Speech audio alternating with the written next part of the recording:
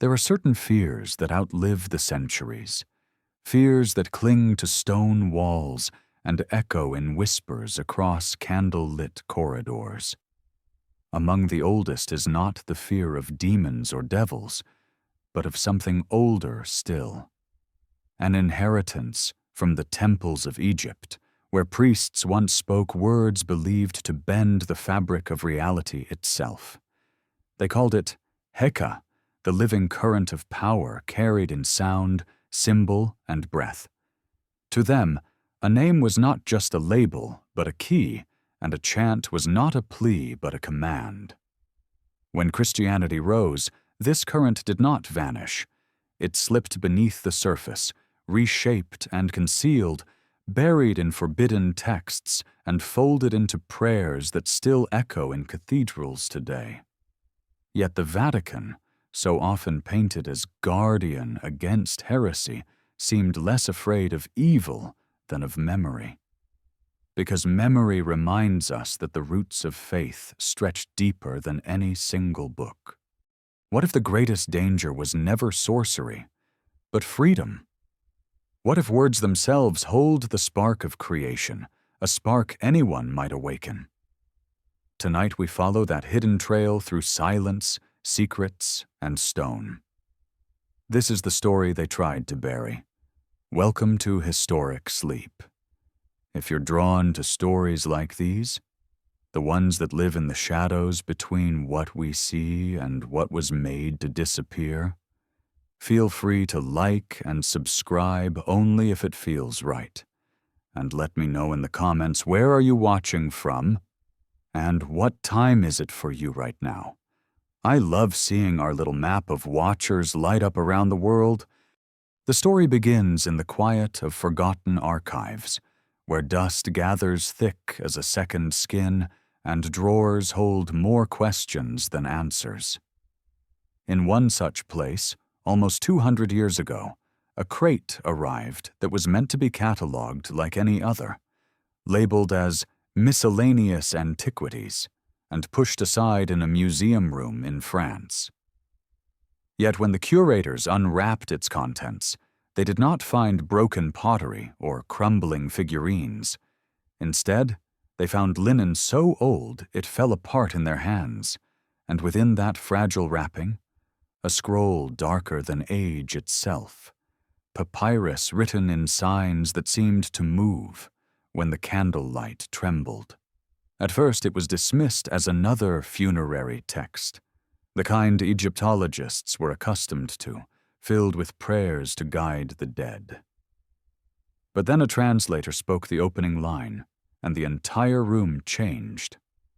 The words did not mention Osiris or the afterlife. They spoke of light itself, of a force hidden in the breath, of sound shaped with precision. The more the scholars read, the clearer it became. This was not a manual for the dead, but for the living, a record of how words could alter the very world around them. Within days, rumors spread, crossing Paris, then slipping south to Rome. The Vatican heard, and the Vatican acted. Quietly, emissaries were dispatched, men trained not in archaeology, but in silence. When the curators returned to study the papyrus again, the drawer was empty. No theft was reported, no complaint was filed. Only an absence, explained away as an error in storage, a simple misplacement.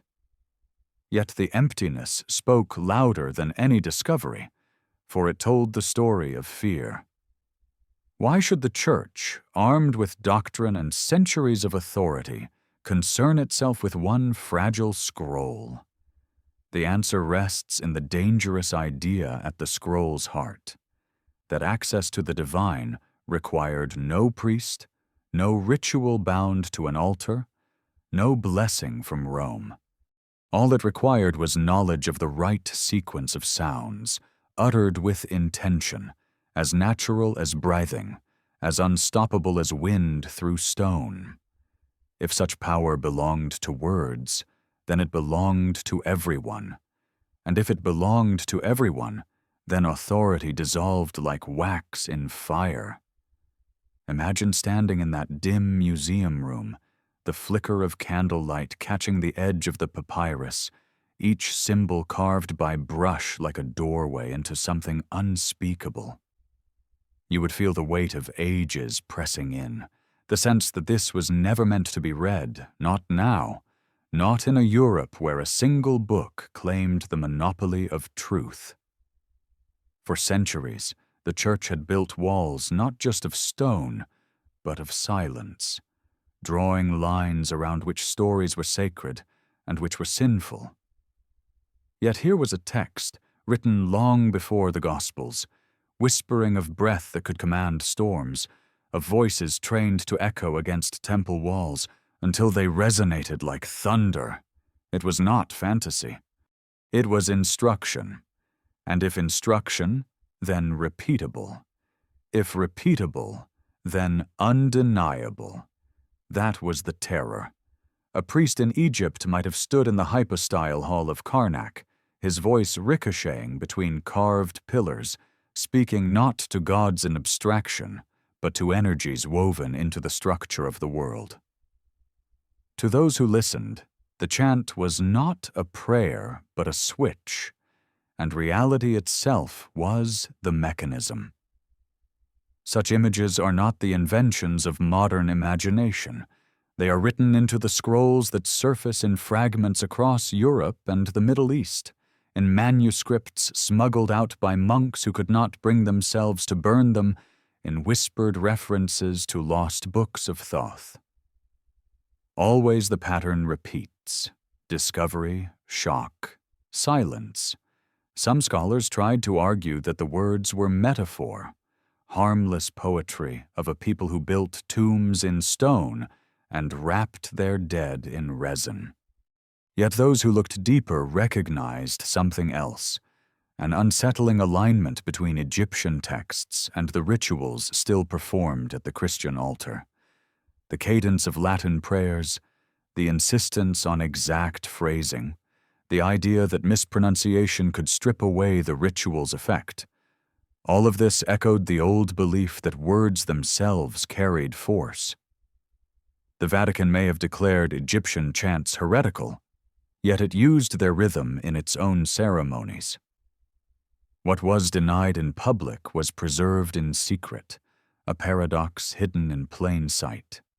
And so the scroll vanished, perhaps into the labyrinth beneath the Vatican library, where vaults lie sealed behind iron doors and catalog numbers lead nowhere. Some say the scroll remains there, wrapped in lead to mute whatever energy might still radiate from its faded ink. Others believe fragments were quietly copied, embedded within coded liturgies, disguised as harmless prayers. What remains certain is that once the papyrus was found, it could not be unfound. The mere fact of its discovery planted a seed of doubt, a suspicion that history was not as straight as the Church had taught, that beneath the paved road of doctrine lay winding paths older, stranger, and infinitely more alive. To walk those paths is to ask questions that unsettle even now. If words can change the world, what happens when they are spoken by the wrong mouth or at the wrong time? If memory itself can be preserved in sound, what stories might return when those sounds are spoken again? And if the Egyptians knew how to craft such language, what does it say about the continuity of human belief, stretching from the banks of the Nile to the basilicas of Rome? The Church feared those questions more than devils. Devils could be exorcised. Questions could not.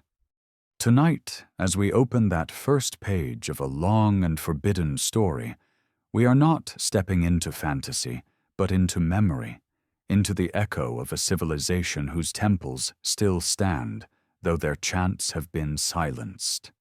Yet stone remembers, and so do we. The scroll may be gone, but the trail remains, a thread winding through history, leading us deeper into a secret the Vatican never meant to share, a secret carved not in stone, but in sound, and carried through time in whispers waiting to be heard again. Long before the Vatican's emissaries slipped into that museum and left an empty drawer behind, the story of Egypt had already been reshaped to fit a new order. When Christianity began spreading across the Roman world, its leaders faced a problem far older than their own faith. Egypt was everywhere. Its temples had stood for millennia. Its gods had been carved into walls that rose higher than any Roman palace, and its rituals pulsed with a power people could see and feel. A religion born in hidden gatherings and whispered gospels could not simply erase a civilization that had written its wisdom into stone. And so the strategy was not to erase, but to twist, to take those familiar figures and recast them as shadows. Anubis, the jackal-headed guardian of the dead, became a demon lurking in darkness. Set, the god of chaos and transformation, was recast as Satan himself. Even Thoth, keeper of writing and knowledge, was reduced in Christian imagination to a whisper of sorcery, a figure no longer wise but dangerous. It was not enough to ignore them. They had to be feared. Statues were toppled, temples converted into churches, myths rewritten until they carried only the stench of threat. Within a few generations, whole pantheons were transformed into devils, not by accident, but by design. The genius of this strategy lay not in what it destroyed, but in what it preserved. The names did not vanish. They lived on, just cloaked in suspicion. To call a god a demon is to keep the memory alive in a twisted form, and the early church understood that people obey fear more readily than curiosity. Where once Egyptians had walked into temples seeking guidance, now their descendants looked at those same figures with terror, convinced that behind the carved faces lurked damnation. Yet the stone did not change. The same jackal's eyes still watched over tombs. The same ibis head still carried the moon's light across temple walls. It was memory itself that was forced into exile.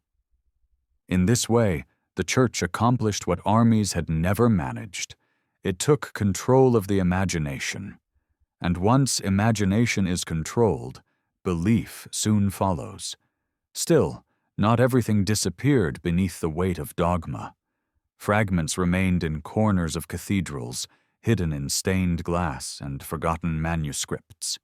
Winged creatures and animal-masked figures slipped into the margins of illuminated texts. They survived not as gods, but as ornaments, so altered that only the careful eye could trace their ancestry. Even now, in the darkened corners of certain basilicas, you can catch a glimpse of them, staring out from carvings that bear no Christian explanation.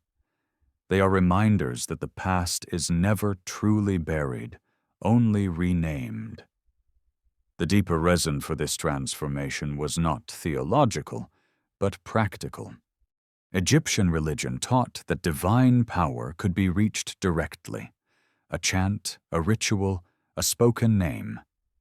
These were the tools by which anyone might touch the eternal. Authority, in such a system, was decentralized.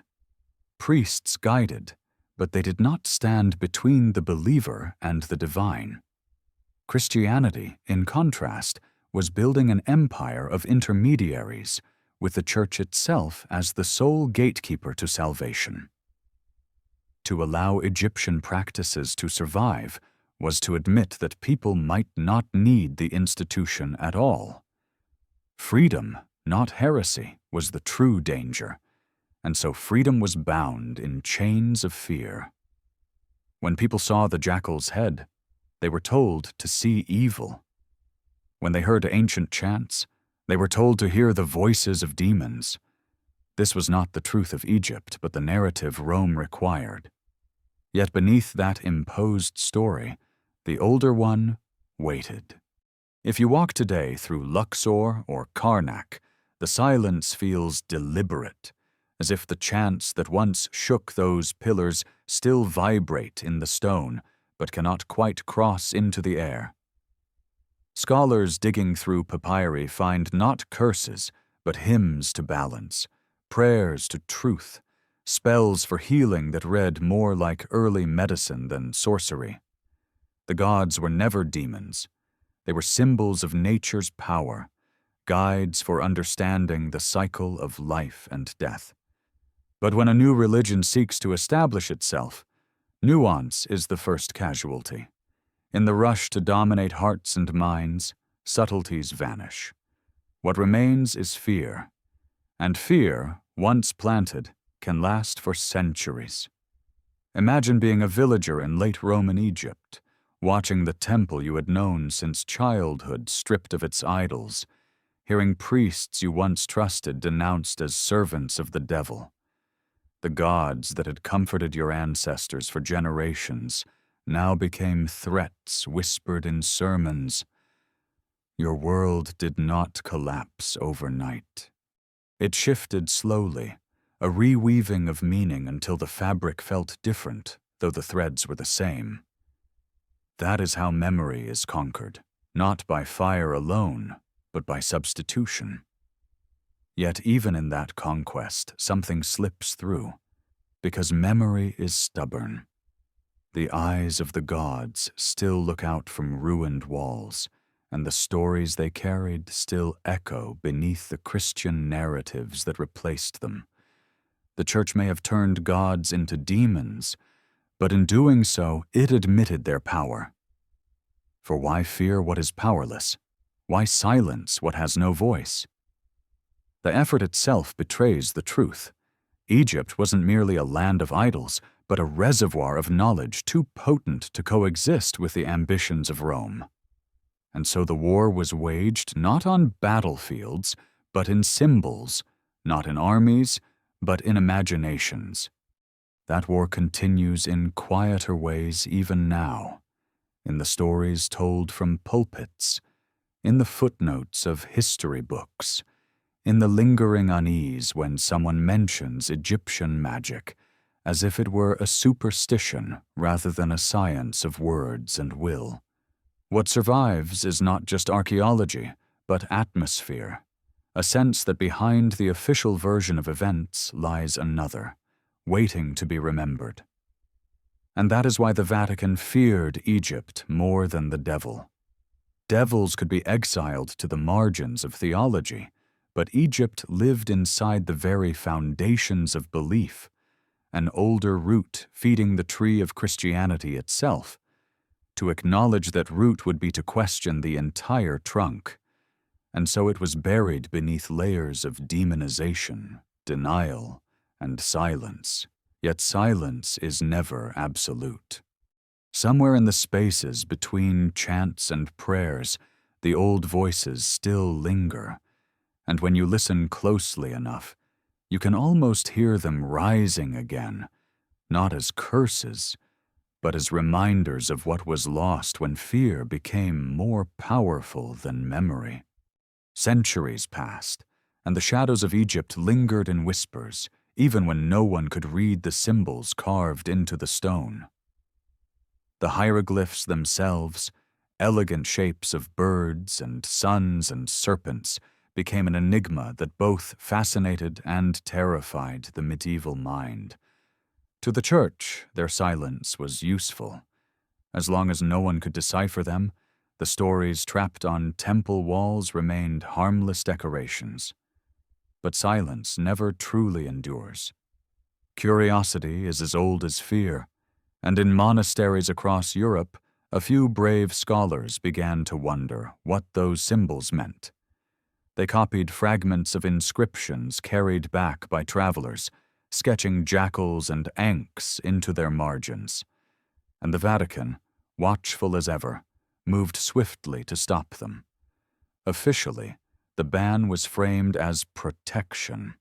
Hieroglyphs were declared the language of sorcerers, signs of madness, letters that could open forbidden doors. The decree was never shouted from pulpits, but whispered in councils, woven into orders that reached monasteries and universities alike. Any attempt to study the script was discouraged, sometimes punished, often silenced before it began. Libraries that gathered too many Egyptian texts mysteriously caught fire. Scholars whose fascination grew too visible found themselves excommunicated, or worse, vanishing from record altogether. To the public, hieroglyphs became a kind of taboo, symbols you were better off ignoring, shapes whose meanings could unravel sanity itself. And yet the carvings remained, staring out from obelisks stolen to decorate Roman piazzas, glimmering faintly on artifacts tucked into treasuries. Their silence became a presence, a reminder that knowledge hidden too long gathers power in the imagination. The real reason for this fear lay not in magic, but in memory. The Church had built a narrative of origins, a world beginning with Adam and Eve, a history framed by floods and prophets, a salvation hinging on one holy story. But the Egyptians had written a different record in their stones. They spoke of cycles of time far older than Genesis, of dynasties stretching back before the flood, of gods who had walked among men not as metaphors but as rulers, teachers, guides. To allow such accounts to be read was to invite comparison, and comparison is the enemy of control. Better to call the language dangerous than to risk people discovering that their history did not start where the Bible said it did. For centuries, this strategy worked. The hieroglyphs were dismissed as mystical ornamentation, their voices locked in silence. But silence has cracks, and in the early 19th century, a young Frenchman named Jean-François Champollion refused to look away. He had grown up obsessed with ancient languages, teaching himself scripts that others found impenetrable. When the Rosetta Stone was unearthed, a slab inscribed with Greek, Demotic, and hieroglyphs, Champollion saw not a puzzle, but a doorway. For years he labored, sleepless, hungry, possessed by a determination that bordered on madness. He compared symbols to sounds, sounds to names, names to gods, and then, in 1822, the code broke open. The hieroglyphs spoke again, and with them, Egypt awoke. What he read stunned Europe. The walls did not tell stories of demons or barbaric superstitions. They spoke of astronomy charted with precision that rivaled modern science, of calendars measuring the stars with uncanny accuracy, of rituals that blended medicine with spirituality, healing with chant, life with death. They spoke of floods remembered from before memory, of dynasties that stretched back further than the Church dared imagine.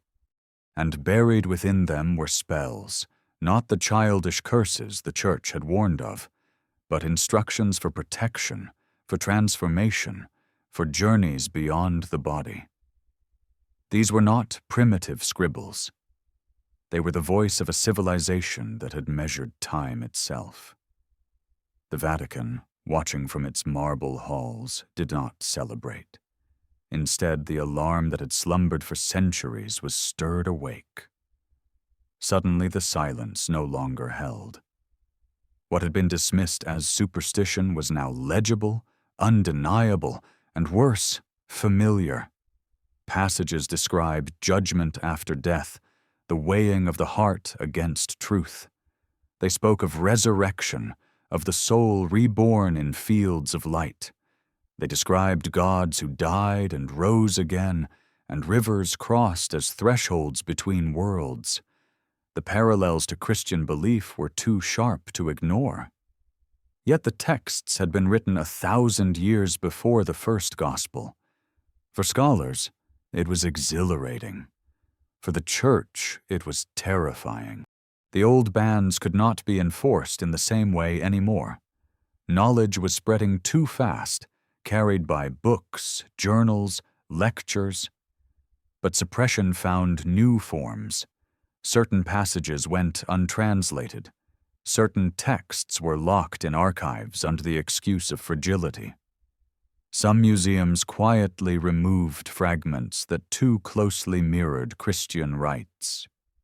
Scholars who pressed the parallels too openly found their reputations questioned, their works discredited by whispers they could not trace. The hieroglyphs had been unlocked, but not all of them were allowed to be heard. Still, once a language breathes again, it cannot be smothered. Travelers along the Nile copied inscriptions, filling notebooks with scenes of gods guiding souls, of stars mapped onto ceilings, of prayers that read less like superstition and more like philosophy carved into stone. Each translation added another thread to a tapestry the church had long tried to keep hidden. The truth was out. Egypt had spoken of resurrection, of salvation, of eternal life long before Rome. The silence had been broken, and with it, the monopoly of memory.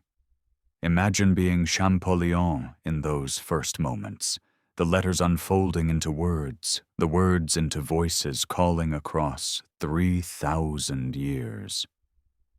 You would feel the weight of history shift beneath your feet, the realization that the past was not what you had been taught, that beneath the doctrines stood an older foundation carved in hieroglyphs, waiting for the day someone would listen. That day had come, and though the Vatican tried to soften the shock, the echo was already spreading, because once you hear the dead speak, you can never quite unhear them. Once the walls began to speak again, the echoes reached places they were never meant to enter.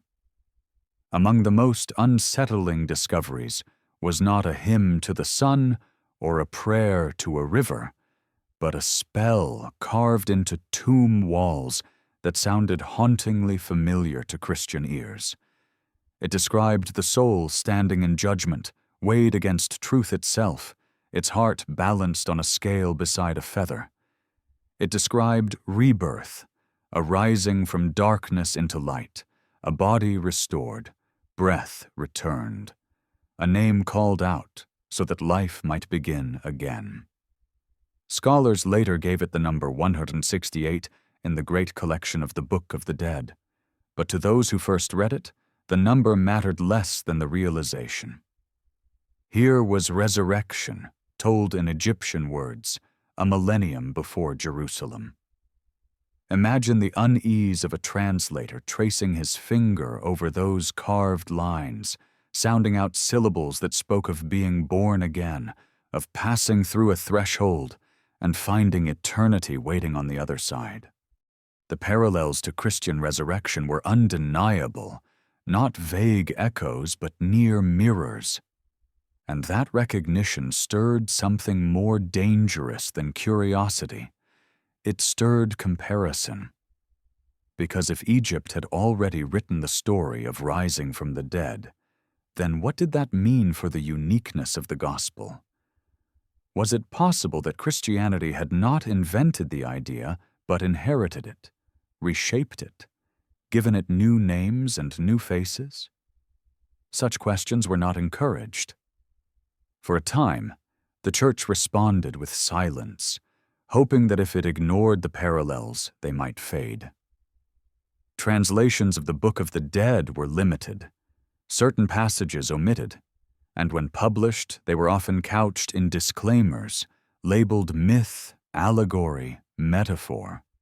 Yet metaphor cannot quite conceal the chill of recognition when you read of Osiris, slain and risen, presiding over judgment as souls step forward one by one.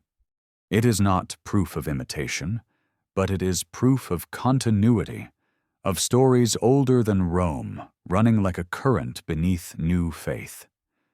For the Vatican, This was not merely inconvenient history, it was destabilizing memory. If resurrection was already inscribed in Egyptian stone, then the Christian promise of eternal life was not unique revelation, but part of a deeper, older tradition. And uniqueness is the bedrock of authority. Without it, the foundations crack. So the Book of the Dead became a text both studied and suppressed, acknowledged in scholarly circles but avoided in sermons, dissected in academia but dismissed in theology. Some pages went unpublished, some fragments never displayed, some translations softened until the sharp edge of parallel dulled. But the words themselves remained. Carved into stone, they could not be erased, and in their survival, they whispered a truth more powerful than suppression. That the longing for renewal, for rebirth, is older than any creed, older even than the pyramids. Imagine yourself inside a tomb deep beneath the desert, a torch casting shadows across painted walls. Around you, scenes unfold of the soul's journey through the underworld, gates guarded by spirits, challenges of truth and memory, trials where words themselves are weapons and shields. At the center waits the weighing of the heart, a ritual both terrifying and compassionate. The heart must be lighter than a feather, not because the gods are cruel, but because truth is light and lies are heavy. In that balance lies eternity. If you pass, you are welcomed into the fields of paradise, where crops never fail and waters never dry. If you fail, you vanish into silence. It is judgment, but it is also justice, as precise as the turning of stars. Such visions were not the fantasies of a fearful people. They were maps of morality, guides to living as much as dying. And in them, one can hear the faint prelude to later scriptures, the rhythm of rebirth that would resurface again and again, reshaped into different tongues. For centuries, Egypt's resurrection spell was treated like a dangerous cousin to the gospel, too close to be denied, too old to be ignored. Museums kept fragments locked away. Editors left lines untranslated. Preachers avoided the subject altogether. But silence could not erase the parallels, and in the end, the text spoke for itself. The more it was studied, the more it became clear. Egypt had carved into stone what later faiths would write into parchment, that death was not an ending but a passage, that names carried power beyond the grave, that light waits on the other side of darkness, and perhaps that is why the Vatican feared Egyptian magic more than the devil. Devils could be cast out with prayer. But echoes of resurrection could not be exorcised. They remained, reminding anyone who listened that truth is rarely born in one place alone, that wisdom is a river with many sources. In this realization lies the heart of our journey, because once you see the parallels, you cannot unsee them. You begin to notice the shared fingerprints, the river crossings, the purifying waters, the divine judge who dies and rises again. You begin to wonder whether Christianity was not the beginning, but another chapter in a story humanity had been telling itself since the first fires flickered on the Nile. And once you wonder, the silence of centuries begins to break. Most people today hear the word alchemy and imagine men in smoky chambers, stirring powders in brass bowls, dreaming of turning lead into gold. But in Egypt, centuries before medieval Europe ever whispered of philosophers' stones, alchemy meant something different, something deeper. To the priests along the Nile, gold was never only a metal, it was a metaphor, the shining state of a soul refined until nothing false remained. Lead was the beginning, heavy and dark, a symbol of ignorance and confusion. Gold was the end, radiant, eternal, a reflection of the divine. The transformation was not about wealth, but awakening. Rituals of color, sound, and scent guided initiates through this inner journey. The fragrance of resins, the glow of torches against painted walls, the pulse of chants repeated until the body trembled. These were the stages of refinement.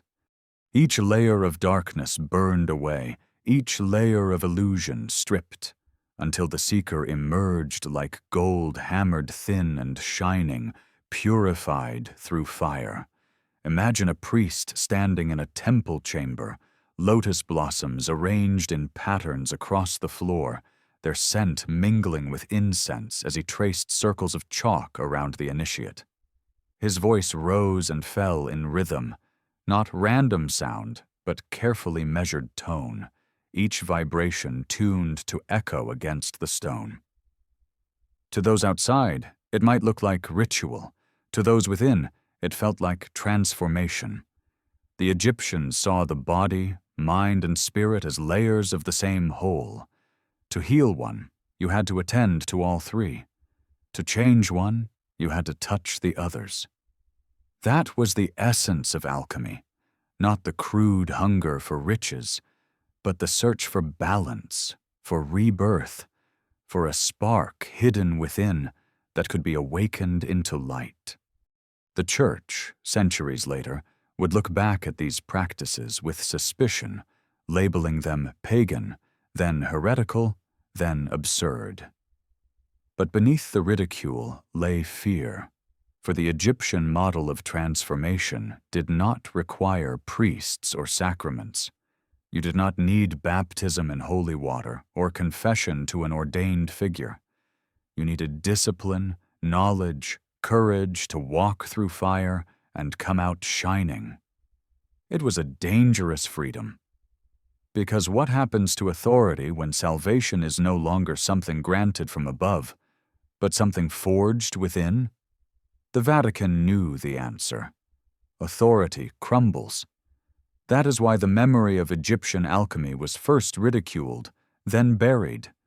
The word itself, alchemy, comes from Kame, the black earth of the Nile, fertile soil where life begins. The Greeks carried it west, adding their own syllables, shaping it into the science that later obsessed medieval Europe. But the origin remained Egyptian, rooted in temples where priests taught that the human being is a furnace of transformation. To admit this would be to admit that Christianity's narrative of purification through church ritual was only one path among many, and not the oldest. Still, traces of Egypt slipped into Christian thought. Mystics wrote of fire that purifies the soul, of a spiritual gold awaiting the faithful. They cloaked their sources in metaphor, careful not to mention the Nile, but the fingerprints remained. Even the imagery of passing through flame to reach heaven echoes Egyptian rites of burning away the false self to reveal the immortal spark within. Imagine the fear this caused among church fathers who struggled to keep their flocks obedient. If alchemy were understood not as superstition, but as inner practice, then anyone might claim divine contact without permission. Anyone might become radiant, not through sacraments, but through self-knowledge. Such an idea was not heresy, it was revolution. So, the narrative was reshaped. Alchemy became a joke, a story of fools chasing gold in dingy rooms. Egypt became a land of superstition, not wisdom. Yet even in suppression, memory lingered. Symbols like the serpent devouring its own tail, the sun rising over the horizon, the lotus opening to the morning light, all were Egyptian before they became universal. They carried the stages of transformation, from darkness to awakening, from ignorance to clarity. Those who studied in secret passed the knowledge along, hidden in coded texts and diagrams disguised as Christian allegory. And always the Vatican watched, tolerating just enough to keep the fragments from slipping completely beyond its reach. Because ridicule was safer than revelation. Better to let the world laugh at alchemy than to admit it once meant liberation. Today, when we think of Egyptian priests holding gold, we imagine treasure. But their treasure was not metal. It was memory. It was the spark that lives in every human being, waiting for the moment someone dares to look inward and strike it into flame. That spark cannot be destroyed. It can only be hidden. And so it remains, buried beneath centuries of mockery and fear, still glowing, still waiting, still whispering through stone walls and ancient texts that the path to light is not locked in vaults or guarded by institutions. It begins within, and it belongs to anyone willing to burn away what is false and become what is true. Deep in the tombs of Egypt, past walls painted with stars and prayers, there was a ritual so sacred that it was said to give the dead their voices back.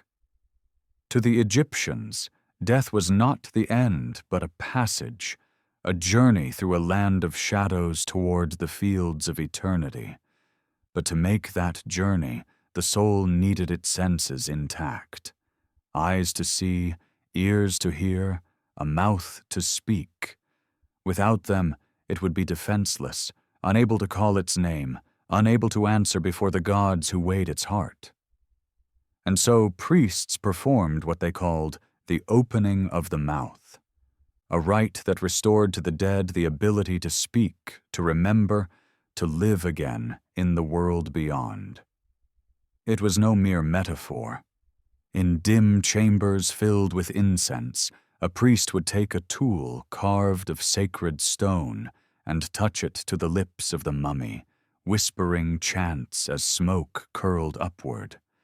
The ritual could last hours, even days, accompanied by offerings of bread and beer, hymns and laments, prayers that were not pleas but commands. Rise, speak, remember. To the Egyptians, this was an act of compassion. To restore the voice was to restore identity itself, for what is a soul that cannot call its name? But when early Christian scholars first read about this rite, they recoiled in horror. To them, it was necromancy, a violation of the line between life and death.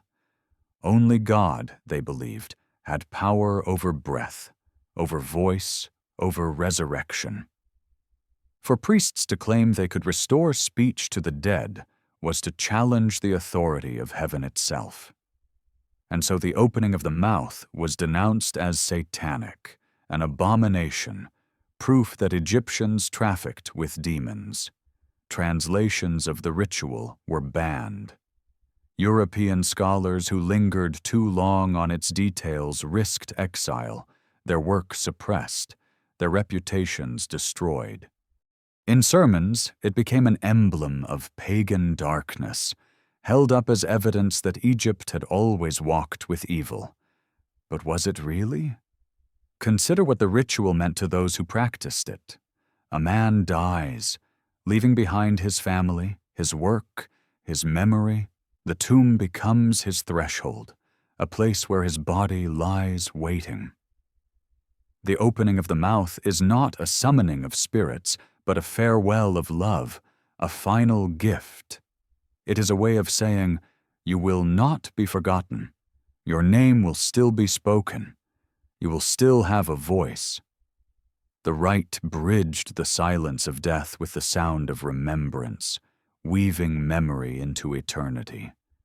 That is not sorcery. That is compassion. The Church feared it not because it was false, but because it was too close to truths they themselves preached. Resurrection, eternal life, remembrance in the presence of the divine. These were not inventions of Christianity. They were ancient themes, carved in hieroglyphs, long before Rome had risen. To admit that would be to admit that the gospel was not singular revelation, but one chapter in a longer story. So the opening of the mouth was erased, or nearly so, yet its traces linger. In the rhythm of Christian liturgy, in the solemnity of last rites, in the act of speaking the names of the dead so that they are remembered, echoes of Egypt remain. When priests place bread and wine upon the altar and utter the words that change their meaning, it is not so different from an Egyptian chant that gives voice to silence. The form has changed, but the essence remains. Words as power, ritual as transformation, sound as bridge between worlds. Imagine standing in one of those tombs as the ritual unfolded, the flicker of torchlight, the smell of resin, the priests moving in solemn patterns. The family gathered, weeping not in despair but in reverence, knowing that their loved one's voice would be restored, that memory would carry him into eternity. The chants rise and fall, the tool touches the lips, and in that moment the silence feels less permanent, less absolute. Death becomes a doorway, not a wall. To the Egyptians, this was truth, carved into ritual, practiced across centuries. To the Vatican, it was unbearable. Because if the Egyptians could grant voice beyond death, what need was there for priests of Rome? What need for sacraments, for confessions, for a church that claimed sole authority over resurrection? In every Egyptian ritual lay a challenge, and in every challenge lay the possibility of freedom. That was the danger. And that is why the opening of the mouth was demonized, locked away in archives, denounced from pulpits. Not because it was evil, but because it worked. Not in the sense of raising corpses from tombs, but in the sense of giving people hope, memory, continuity. The dead were not gone. They were still present, still capable of being remembered into eternity. And if that truth belonged to everyone, then no institution could claim to own it. Today, scholars see the opening of the mouth differently, not as blasphemy, but as spiritual science, a way of keeping the dead alive in memory, of bridging the living and the lost. It was ritual as technology, sound as survival, and perhaps that is why the Church feared it more than demons, because demons vanish with prayers, but memory endures, and in memory lies freedom, and in freedom lies power. Long before Latin hymns echoed in cathedrals, before the Bible was bound in leather and placed on marble altars, there was a figure in Egypt with the head of an ibis and the pen of eternity in his hand. His name was Thoth, and to the Egyptians, he was not just a god, but the very embodiment of wisdom, the keeper of time, the scribe who recorded all things. Where other gods ruled through strength or kingship, Thoth ruled through knowledge, and his priests were not warriors but scribes, scholars, mystics who worked in chambers filled with scrolls. They believed words were not passive, not symbols of ideas alone, but active instruments that could shape reality. To write was to call something into being, and to speak what was written was to set it in motion. His followers preserved this philosophy in layers of verse and symbol, encoding spells that promised visions of the stars, maps that aligned heaven with earth, and rituals that claimed to open doors in the mind itself. For centuries, these men guarded the secrets of Thoth, passing them down in riddles, poems, songs that only initiates could unravel. They knew the danger of clarity.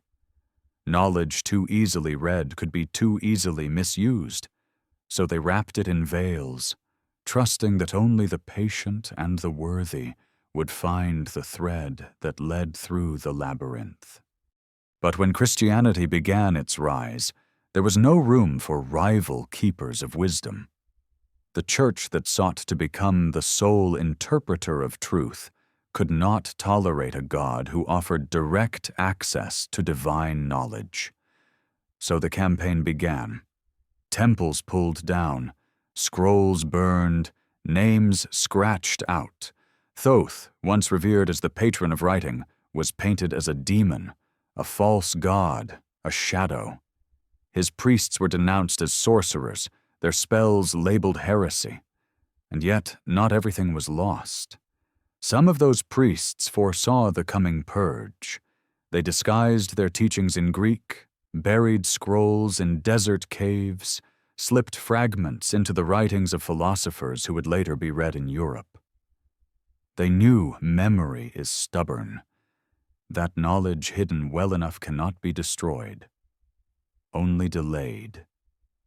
Whispers of Thoth survived in Hermetic texts, those strange documents discovered by Renaissance scholars who believed they had stumbled upon the wisdom of Moses himself. For a brief moment, the Church even tolerated them, thinking they came from a safe lineage. But when the Egyptian roots of the Hermetica were uncovered, the tone changed swiftly. What had been praised as ancient wisdom became condemned as dangerous sorcery. The Egyptian fingerprints were too visible, and to acknowledge them was to admit that Christianity had borrowed more than it created. Even so, the presence of Thoth lingered. In alchemical manuscripts, symbols of the ibis appear in margins.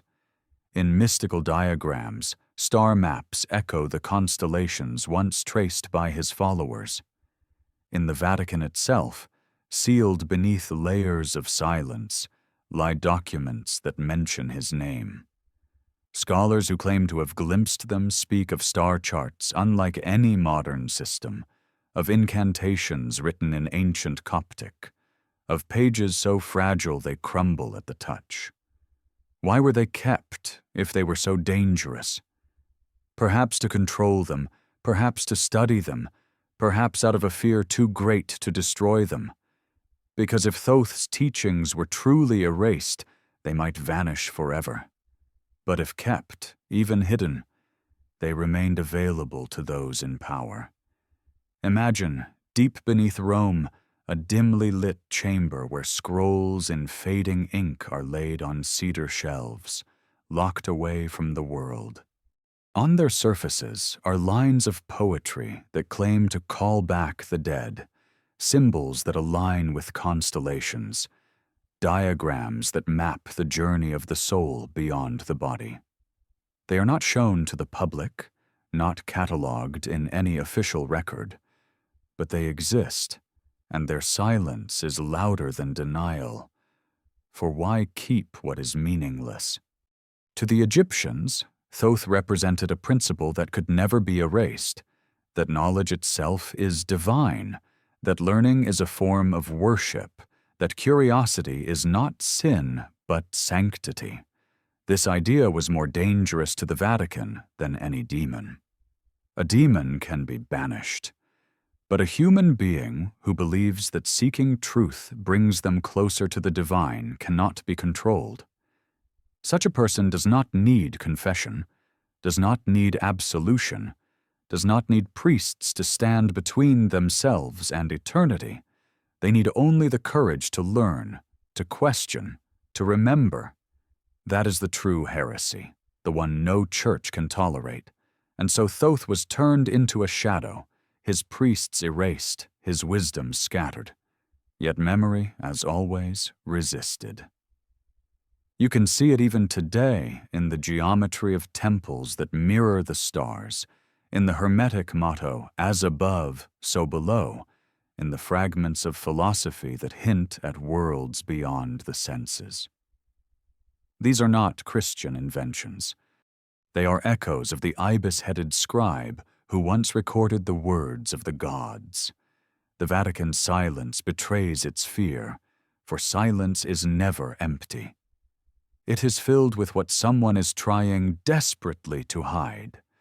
Imagine standing beneath the night sky, the constellations stretching endlessly overhead. To us, they are distant lights, random and cold. To Thoth's followers, they were sentences in a living language, a cosmic script written across the heavens. To read it was to align yourself with the rhythm of the universe, to walk in step with eternity. And in that alignment, they believed, lay transformation. Such knowledge does not disappear, not really. It goes underground, it hides in symbols, it waits for eyes patient enough to see. The Church may have tried to bury Thoth, but memory keeps him alive. In every library that whispers of Hermeticism, in every diagram that traces the union of heaven and earth, in every scholar who looks past dogma to wonder where wisdom truly began, the ibis still writes. And perhaps that is what the Vatican feared most. Not that Egypt was wrong, but that it remembered too much. In the Egyptian night, when the desert cooled and the stars spilled across the sky like a river of light, priests gathered on temple rooftops to read the heavens.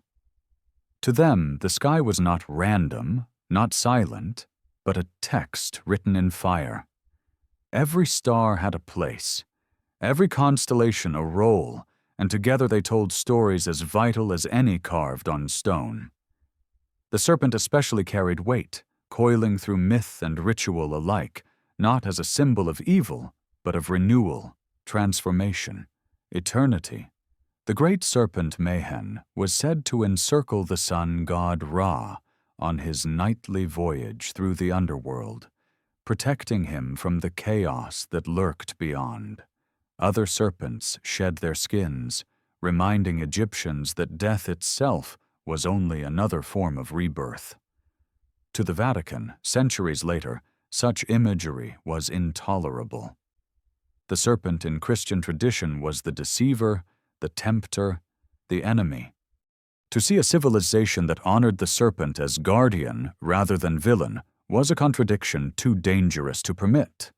So serpent became Satan, and star reading became forbidden, cast as astrology, a sin rather than a science. Yet the Egyptians had not gazed upward for fortune-telling. Their observations were precise, mathematical, systematic. They tracked the heliacal rising of Sirius, whose reappearance each year foretold the flooding of the Nile. They aligned their temples with solstices and equinoxes, cutting corridors of stone so that once a year the sunlight would strike the heart of a sanctuary in perfect illumination. They wove myths of Osiris into the constellation of Orion, believing that the stars mirrored life on Earth and that human fate was bound to the cosmic order.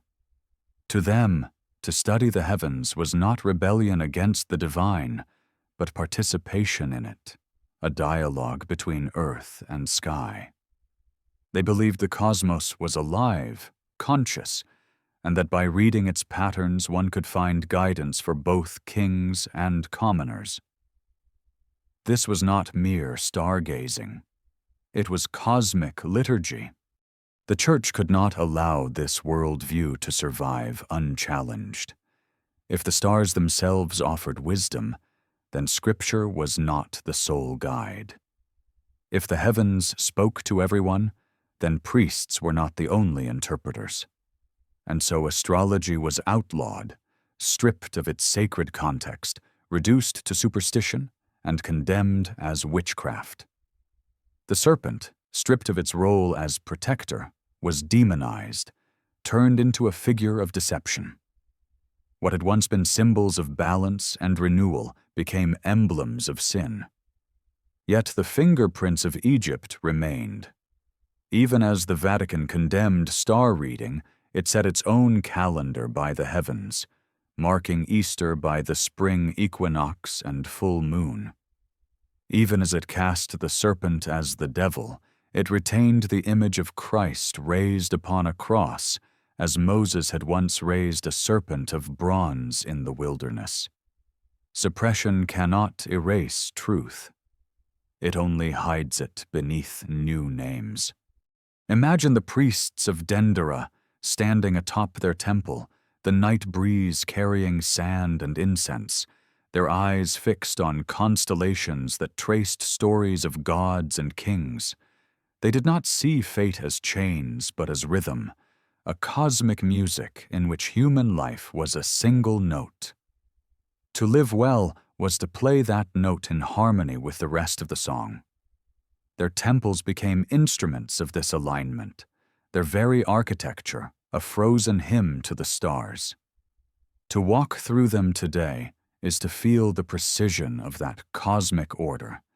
Shafts of sunlight piercing darkened halls, ceilings painted with zodiac signs that would later puzzle European scholars. These were not superstitions. They were astronomy fused with theology, science fused with myth. And when Christianity arrived, all of it had to be recast, diminished, demonized, because it offered another way of knowing, another path to meaning. The serpent especially bore the weight of this recasting. For the Egyptians, it was medicine as well as myth. Coiled serpents appear on staffs of healing, their venom both deadly and curative, a reminder that life and death are twin faces of the same force. To embrace the serpent was to embrace paradox, to accept that danger and salvation often flow from the same source. Christianity, however, had no room for such nuance. It needed the serpent to be enemy alone, a clear figure of temptation and fall.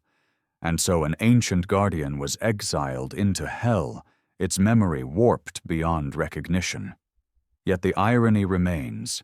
In modern medicine, the serpent still coils on the staff of Asclepius, a symbol of healing that refuses to vanish. Memory has a way of resurfacing, even when centuries of fear have tried to bury it. The Vatican's battle against Egyptian star wisdom and serpent lore was not about science or theology alone. It was about control of imagination. If people believed the stars spoke directly to them, if they believed serpents could guard as well as threaten, then the monopoly of meaning fractured. And when monopoly fractures, authority weakens. Better then to replace cosmic order with obedience, myth with doctrine, wonder with fear. But silence does not erase the night sky. The stars remain as patient as eternity, waiting for eyes to look up and remember what was once known. The serpent, too, remains, shedding its skin in fields and deserts, a living emblem of transformation that no sermon can fully erase. Picture yourself beneath the Egyptian sky, the Milky Way arching above like a river of light, the constellations blazing with clarity unblurred by modern pollution. Around you, priests chart their courses, inscribing meaning onto tablets, whispering hymns that link Ra's daily journey to the turning of Orion, to the flooding of the Nile, to the endless cycle of life and death.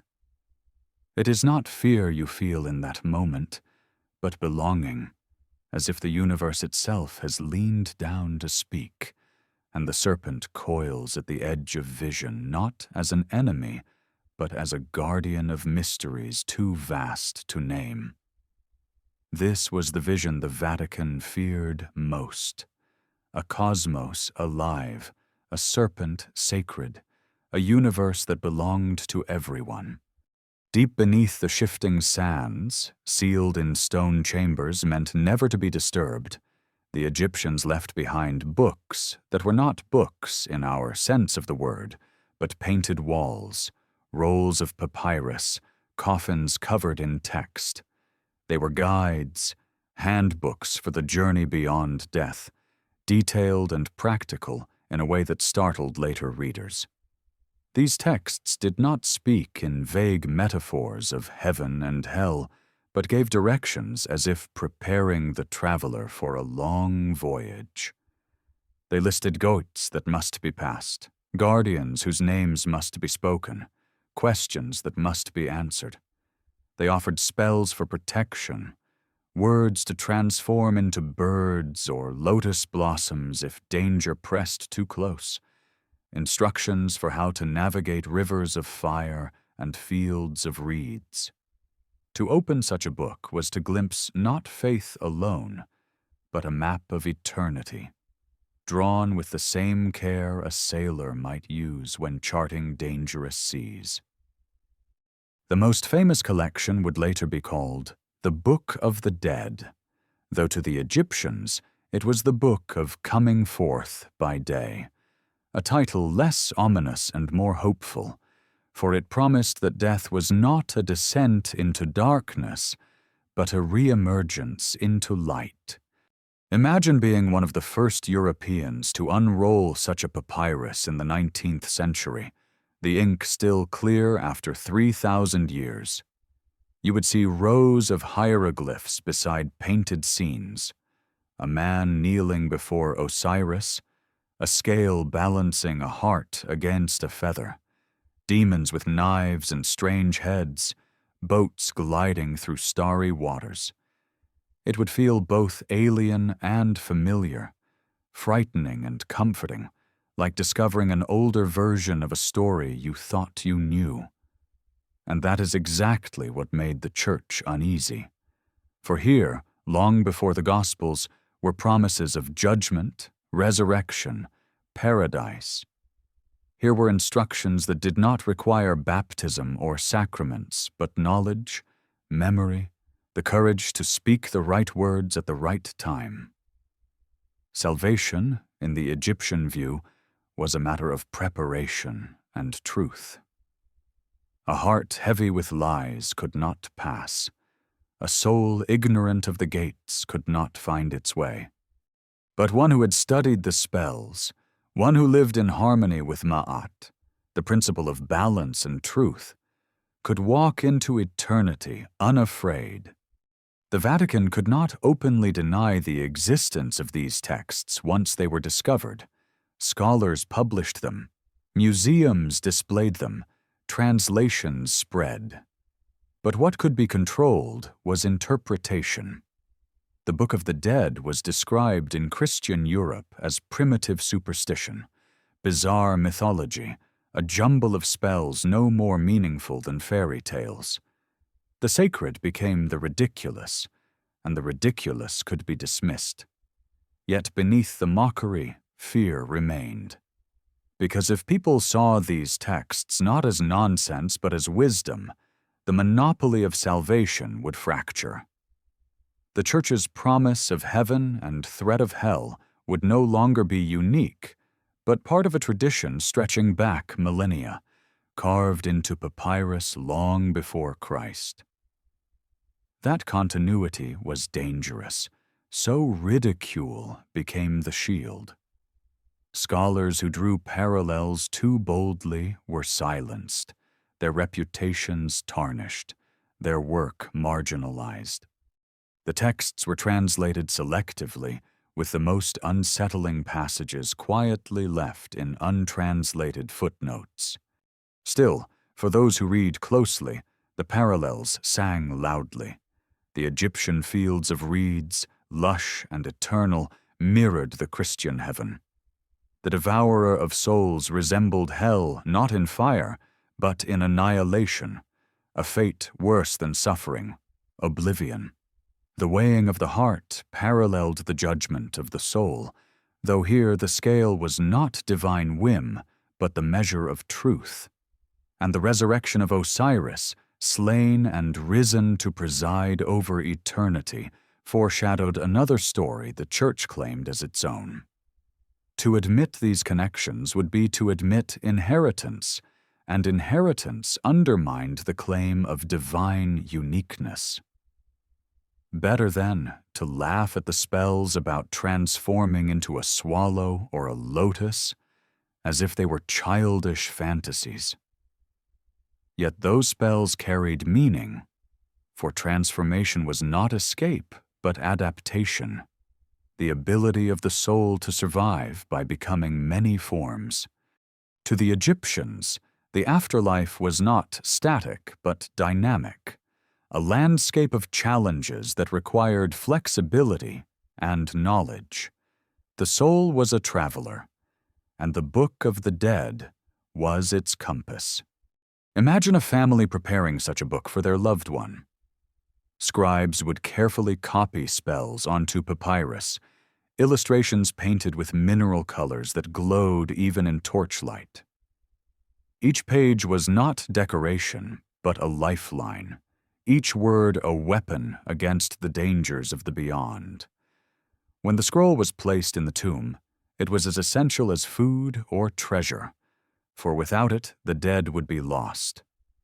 This was religion as preparation, faith as practice, death as a journey that could be charted with care. Such a vision is at once intimate and immense, practical and profound. And it reveals why the Church could not tolerate it, because it suggested that humanity had long known how to face death with dignity, without need for intermediaries. The papyrus spoke directly to the dead, not through priests, but through words the dead themselves would speak. That autonomy was unacceptable in a system built on mediation. Even today, reading these texts unsettles something deep. We are used to thinking of ancient people as fearful, superstitious, clinging to rituals without understanding. But the Book of Coming Forth by Day reveals sophistication, compassion, and a kind of courage. It tells us they saw death clearly, not as an end, but as a passage requiring preparation. It tells us they believed memory and truth were stronger than oblivion. And it reminds us that the great questions, what happens after death, how we should live to prepare, were asked and answered long before Christianity, long before Rome. That memory is what the Vatican feared, and still fears, because memory dissolves monopoly. Once you know that others have walked the path before, guided by words carved in stone and painted on papyrus, you realize that salvation was never the property of one institution. It was always humanity's oldest inheritance. When the age of exploration swept across the world, carrying European ships into deserts and ruins, the Vatican saw both danger and opportunity. Among the most active were the Jesuits, men trained not only in faith, but in discipline, secrecy, and silence.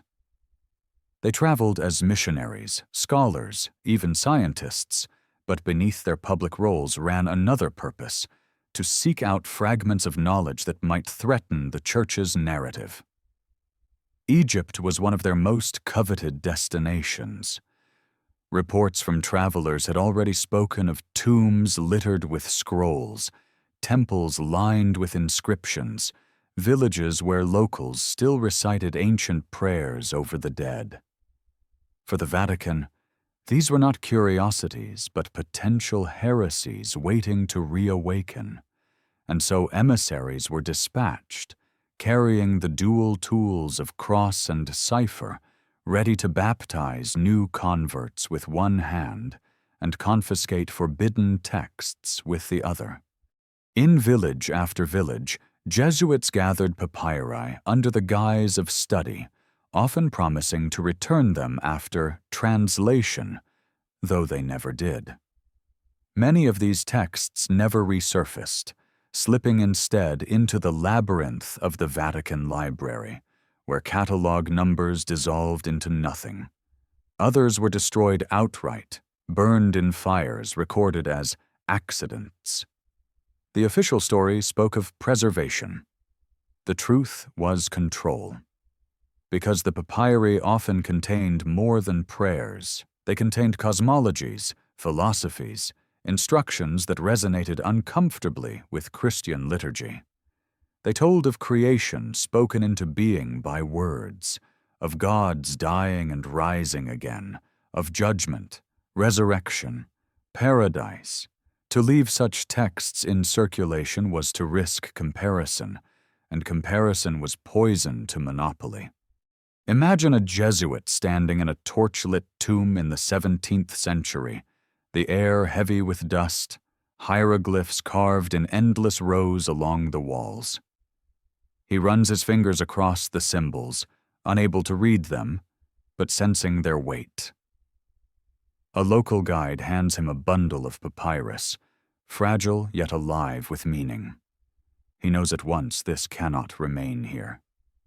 He tucks it away, and by the time the tomb is sealed again, what belonged to the Nile is on its way to Rome. There it will be studied in secret, perhaps copied, perhaps suppressed, but never again seen by the people who carved it. This was not conquest of land, but conquest of memory, the erasure of voices by silence more thorough than any sword. The Jesuits built networks across continents, trading information like smugglers trade goods. Letters moved quietly between Cairo and Rome, Paris and Lisbon, each marked with careful codes. Some spoke of temples whose walls held dangerous figures, others of scrolls unsuitable for public eyes. Each warning carried the same undertone: hide them, or the flock may wander.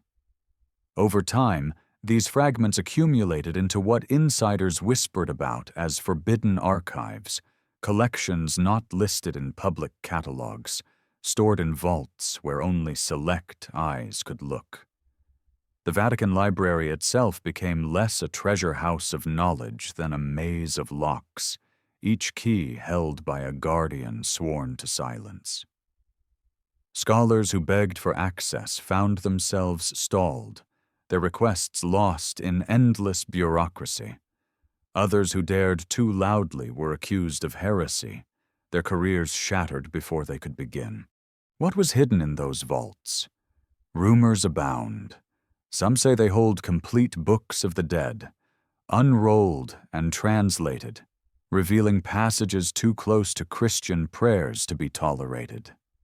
Others claim the Jesuits found maps etched into papyrus, star charts that traced constellations with uncanny accuracy, pointing to alignments that defied modern understanding. Still others whisper of texts attributed to Thoth himself, instructions for entering altered states, for reaching divine realms without sacraments, without priests, without churches. Whether true or not, the secrecy itself created power. For what is most frightening is not what is known, but what is suspected. And suspicion spread like shadow. The Vatican's strategy was subtle. It did not trumpet its finds. It swallowed them. By doing so, it shaped history without writing a single line. The absence became narrative. Without Egyptian voices, the Bible could remain singular. Without comparisons, resurrection could seem unique. Without maps of the heavens, astrology could be dismissed as folly. Silence was the strongest weapon, more effective than denial, more enduring than fire. But silence cracks. Scholars who glimpsed the archives spoke of texts that contradicted doctrine. Travelers who saw Jesuits removing artifacts wrote of it in private diaries. Even today, researchers whisper about locked rooms beneath the Vatican, halls that smell of dust and age, shelves where papyri lie in darkness. They may never see the light, but their absence speaks louder than their presence. Imagine walking through those underground halls, the air cool, the lamps dim, the shelves stretching beyond sight. On one sits a scroll taken from Thebes, another from Saqqara, another from a tomb robbed centuries ago. Each carries words written to guide a soul through eternity. Each has been silenced, hidden not because it was meaningless, but because it was too meaningful. You pass door after door, each locked, each labeled only with numbers that lead nowhere. You realize you are not in a library, but in a tomb not of bodies, but of voices. The irony is inescapable. The Vatican, which denounced Egyptian rites as necromancy, has itself become the keeper of the dead, not restoring their voices, but sealing them forever. The Jesuit missions justified their work as protection, claiming that pagan texts might mislead the innocent. But protection is often another word for possession. By gathering Egypt into its vaults, the Church ensured that it alone held the power to compare, to judge, to allow or forbid. And in that control lay survival. Yet the very secrecy that shielded them also betrays them. For why hide what is harmless? Why guard so jealously what is nonsense? The silence itself reveals the fear that the past still speaks, that Egypt still has something to say, that beneath centuries of suppression lies a memory capable of undoing the monopoly of faith. And so the forbidden archives remain, shadows within shadows, whispering not through words but through absence. They remind us that what is hidden is often more powerful than what is proclaimed. They remind us that memory cannot be destroyed, only delayed. And they remind us that somewhere, deep beneath Rome, voices from the Nile still wait, sealed in silence, their truths too dangerous to be heard, too luminous to be forgotten. When the Renaissance dawned across Europe, it brought with it a hunger for knowledge long suppressed. Libraries were raided, manuscripts copied, scholars scoured the Mediterranean for forgotten wisdom. Among the discoveries that caused the greatest stir were the Hermetic texts, slim volumes filled with dialogues between a teacher named Hermes Trismegistus and his students. These writings spoke of the divine spark within man, the harmony of the cosmos, the principle that all things above were reflected below. To Renaissance readers, these ideas felt like pure revelation. The lost wisdom of the ancients returned to guide a new age. To the Vatican, they were both a temptation and a threat. For a brief time, the Church even embraced them, mistaking them for the teachings of a sage contemporary with Moses, a figure who could be woven safely into biblical history. But the truth soon came clear. The Hermetic writings were not Hebrew. They were Egyptian in origin, clothed in Greek words, but carrying the unmistakable rhythm of the Nile. Their visions of the cosmos, their invocations of Thoth, hidden beneath the name Hermes, were echoes of temples long condemned as pagan. The excitement turned swiftly to alarm. Imagine the scholars of Florence gathered around a newly translated text, the words read aloud in candle-lit rooms, voices hushed with awe. They hear of a universe alive with spirit, of humanity as a reflection of the divine, of knowledge as the path to transformation. To them it is liberation, a widening of the world beyond the narrow walls of dogma. They see in it confirmation that truth is not bound to one book, that wisdom has many roots. For a moment, the Renaissance pulses with the promise of a broader faith, one that embraces both Christ and cosmos, both scripture and stars. But in Rome, suspicion grows. For if Hermes speaks of truths that mirror the gospel, then the gospel is not unique. And if Hermes speaks of ways to reach the divine without the mediation of the Church, then the Church is not necessary. This was heresy wrapped in revelation. and it could not be allowed to spread unchecked. The Vatican's response was calculated. It did not ban the texts outright, not at first. To do so would have been to admit fear. Instead, it sought to absorb them, to reframe them as Christian allegories, to strip them of Egyptian identity and clothe them in biblical garb. For a time, sermons spoke cautiously of pagan wisdom foreshadowing the truth of Christ. But as scholars dug deeper, the disguise wore thin. The Hermetica spoke too clearly of Egyptian cosmology, too openly of rituals that bypassed priests, too directly of the divine spark within each human being. The risk was plain. If such ideas took root, authority would crumble. So the embrace turned to rejection. The Hermetic texts were denounced as illusions, their Egyptian echoes labeled satanic, their teachings recast as dangerous fantasies. Those who studied them too passionately were accused of dabbling in sorcery, their names blackened, their works condemned.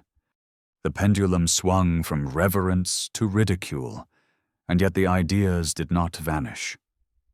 They sank underground into secret societies, alchemical orders, circles of thinkers who whispered of as above, so below, while outwardly professing obedience. Even today the phrase survives, etched into symbols, printed on pages, its origin forgotten by most who repeat it.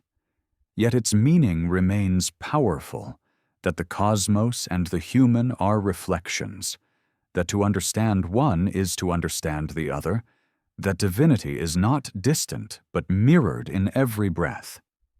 It is a thought too dangerous for any institution that claims to be the sole bridge between heaven and earth.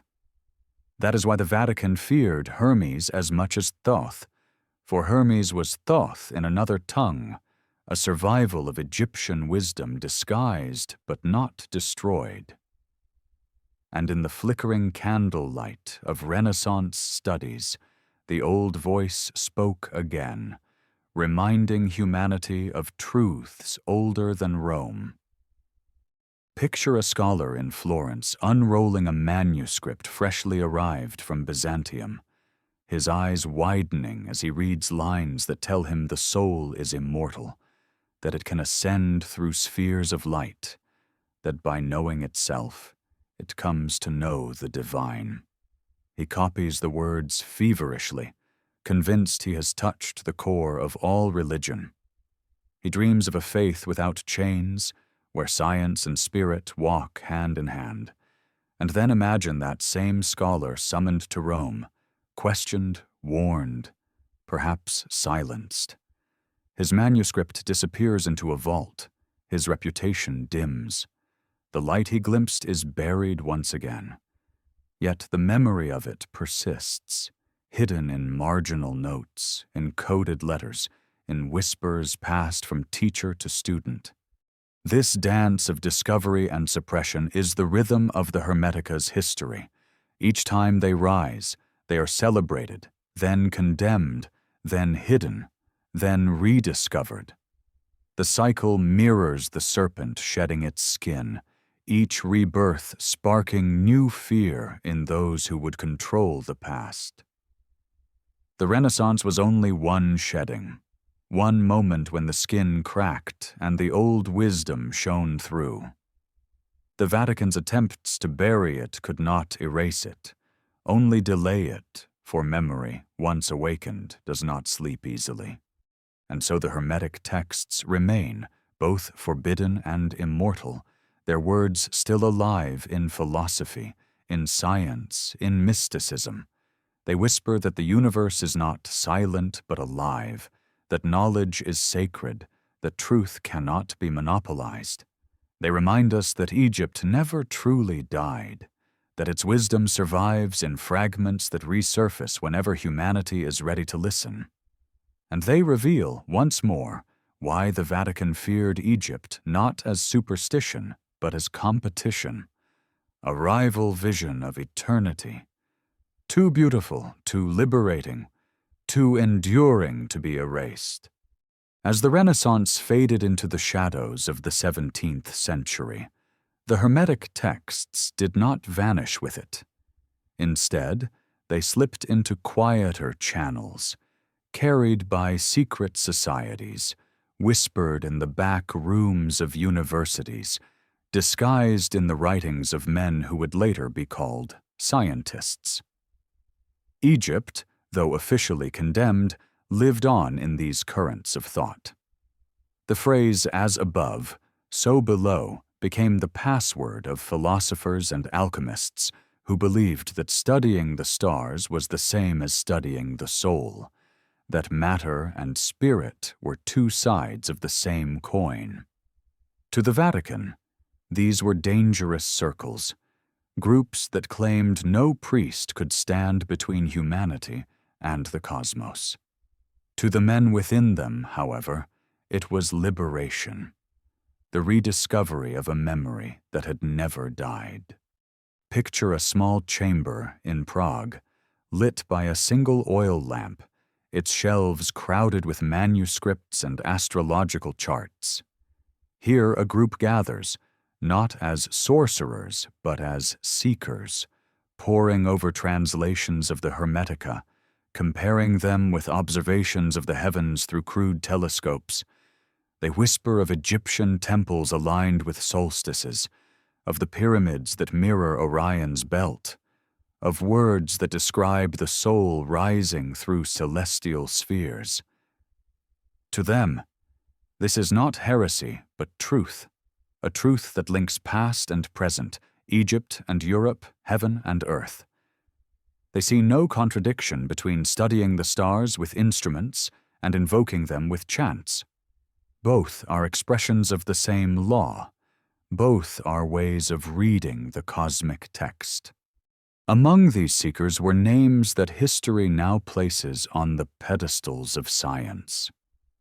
Johannes Kepler, who mapped the laws of planetary motion, was steeped in Hermetic thought. Isaac Newton, whose mathematics redefined the universe, filled notebooks with alchemical experiments and references to Egyptian mysteries. To the world, Newton was the architect of reason. In private, he was a man obsessed with transmutation, with hidden codes in scripture, with the possibility that ancient temples encoded a knowledge of the cosmos long forgotten.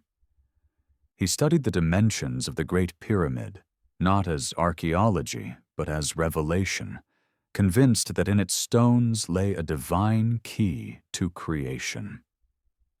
The Vatican knew of these currents, and though it praised the science, it feared the source.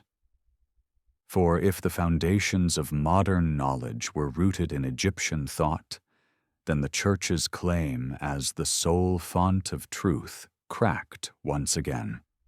Imagine Newton late at night, candles burning low, scribbling formulas not just for gravity but for rituals of transformation. He believed the universe was alive with divine order, that the same hand that guided planets guided the soul, that mathematics was only one language among many. He read of Thoth in the guise of Hermes, and he recognized in those texts a vision that science alone could not contain. To reveal this openly would have been ruin. So he cloaked it, hid it, left fragments scattered in papers never meant to be published. But the fragments remain, and they show us that Egypt's ghost lingered even in the heart of the Enlightenment. The Church responded as it always had, by drawing lines between acceptable and forbidden knowledge. Astronomy was praised when it reinforced order, condemned when it suggested autonomy. Chemistry was encouraged when it served medicine, denounced when it whispered of transmutation. Philosophy was celebrated when it defended theology, silenced when it hinted at freedom. The strategy was always the same. Allow just enough truth to advance the world, but deny its roots, bury its Egyptian ancestry beneath ridicule and fear. Yet memory has a way of seeping through cracks. Every time a society raised its eyes to the heavens, every time a thinker spoke of the harmony between man and cosmos, Egypt's voice returned, faint but insistent. Secret societies carried this voice forward. The Rosicrucians, the Freemasons, the alchemical orders, each wrapped themselves in symbols, many borrowed from the Nile. The eye within the triangle, the serpent coiling upon itself, the pillars of initiation, all echoed Egyptian motifs. Their rituals reenacted fragments of lost ceremonies. Their philosophies whispered of light rising from darkness, of truth hidden in symbols. They were not faithful reconstructions, but memory rarely is.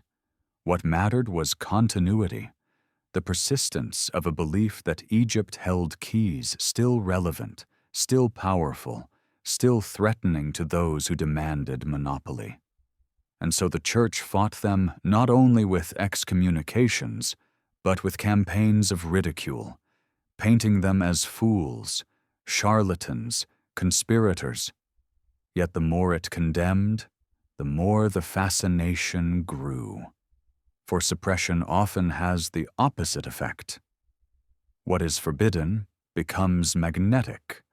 Imagine entering a Masonic lodge in the 18th century, a room lit by candles, its walls decorated with strange emblems. As the ritual unfolds, the initiate is blindfolded, led between two pillars, made to swear oaths beneath the all-seeing eye. He may not know that these symbols trace back to Karnak and Luxor, that the pillars are echoes of temple gateways, that the eye is Horus gazing across eternity. But the memory is there, carried forward in fragments, surviving in ceremony. Egypt is present, even when unrecognized, its wisdom disguised as fraternity, its gods cloaked as symbols, its chants replaced by gestures. The Church denounces the lodge as a threat, and in doing so, it admits the persistence of something it cannot kill. Thus, Egypt lived on in Europe, not in open temples, but in hidden rooms, not in papyri read by crowds, but in manuscripts passed hand to hand. The Vatican's fear was justified, for here was knowledge that refused to die, slipping into science, into secret societies, into symbols etched on coins and architecture. It was a ghost that haunted every age, reminding humanity that truth cannot be owned, only remembered. And in that memory lies freedom. There is a reason why certain sounds can move the human heart more deeply than words. A single chant, rising and falling in a vaulted chamber, can bring tears without a syllable being understood. The Egyptians knew this power. Their temples were built not only for light and stone, but for sound. Walls were shaped to echo, pillars placed to create resonance, chambers designed so that a single voice could fill the hall with thunder. Chants were measured, repeated, intoned in exact tones, so that the vibration itself carried meaning. To them, this was not music as decoration, but music as transformation, a way of aligning the soul with the divine. When priests sang hymns to Ra at dawn, they were not praising alone. They were participating in the rising of the sun, their voices woven into the fabric of creation. To the Vatican centuries later, this practice was dangerous, for it implied that music itself could open the door to the sacred without the need for priests, sacraments, or scripture. Yet, ironically, the Church absorbed more of it than it admitted. Gregorian chant, with its long vowels and resonant tones, carries the unmistakable echo of temple hymns along the Nile. Imagine standing inside Karnak, the sun just rising, the sky still pale, A procession of priests begins to sing. Their voices roll low, then lift in unison, carrying across columns carved with gods. The air trembles. You feel it not just in your ears, but in your bones, as if the very stone is humming along. This was Egypt's secret. That sound is not only heard, but felt. That vibration is the bridge between matter and spirit. Chants were more than worship. They were tools, instruments of change. A single mispronounced syllable could undo the effect, so precision was everything. The Vatican, inheriting rituals of its own, took this discipline and disguised its origin. The Latin Mass, the long monotone of prayers, the echo of Kyrie eleison in ancient churches. These are Egypt in another tongue. Yet the source was never admitted. To do so would be to confess that the Church did not invent sacred sound, but inherited it. When medieval scholars studied music, they called it a science of harmony, a mirror of the divine order of the cosmos. The Egyptians had said as much thousands of years before, linking chants to the turning of stars, the beating of the heart, the rhythm of the Nile. They believed that when voices rose together, they recreated the balance of the universe. Even healing was tied to sound. Certain tones were thought to restore the body, calm the spirit, align the soul. Modern science has begun to rediscover fragments of this truth in studies of vibration and resonance, but the Egyptians had practiced it daily in their temples. To the Church, such ideas were threatening. Healing was meant to come from saints and sacraments, not from chants echoing in hidden frequencies. And so the Egyptian connection was buried, replaced by doctrine that insisted sound had power only when spoken in Latin by an ordained priest. Yet listen closely, and the resemblance is unmistakable.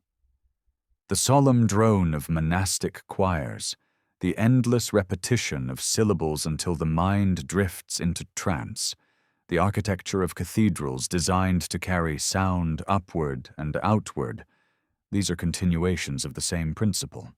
Music as ladder, chant as bridge, sound as sacred.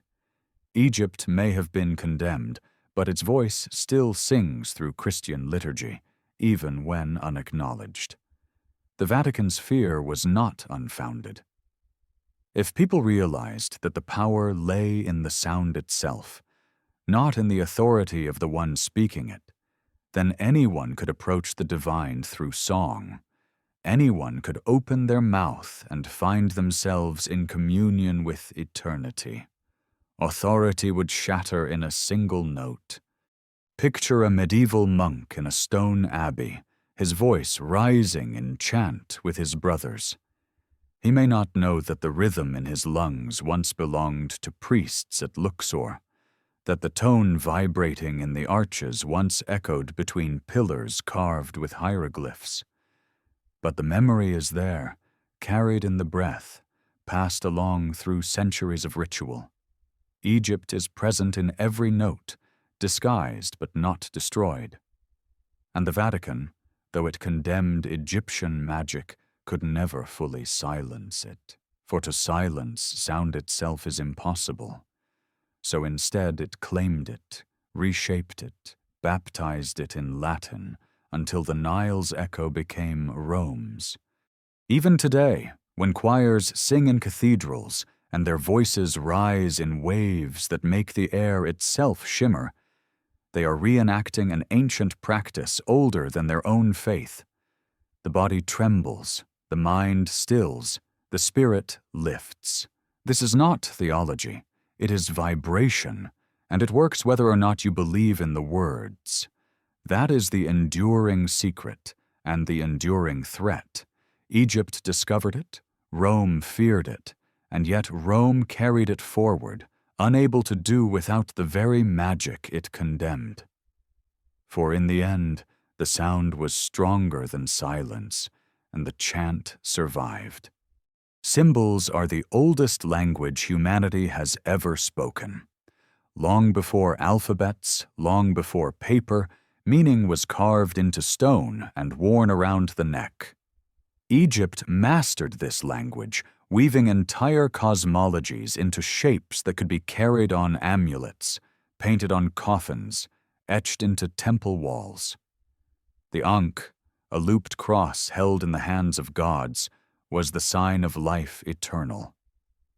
The scarab, a humble beetle rolling its ball of earth, became the image of the sun's rebirth each morning, a promise that even in darkness the cycle would begin again.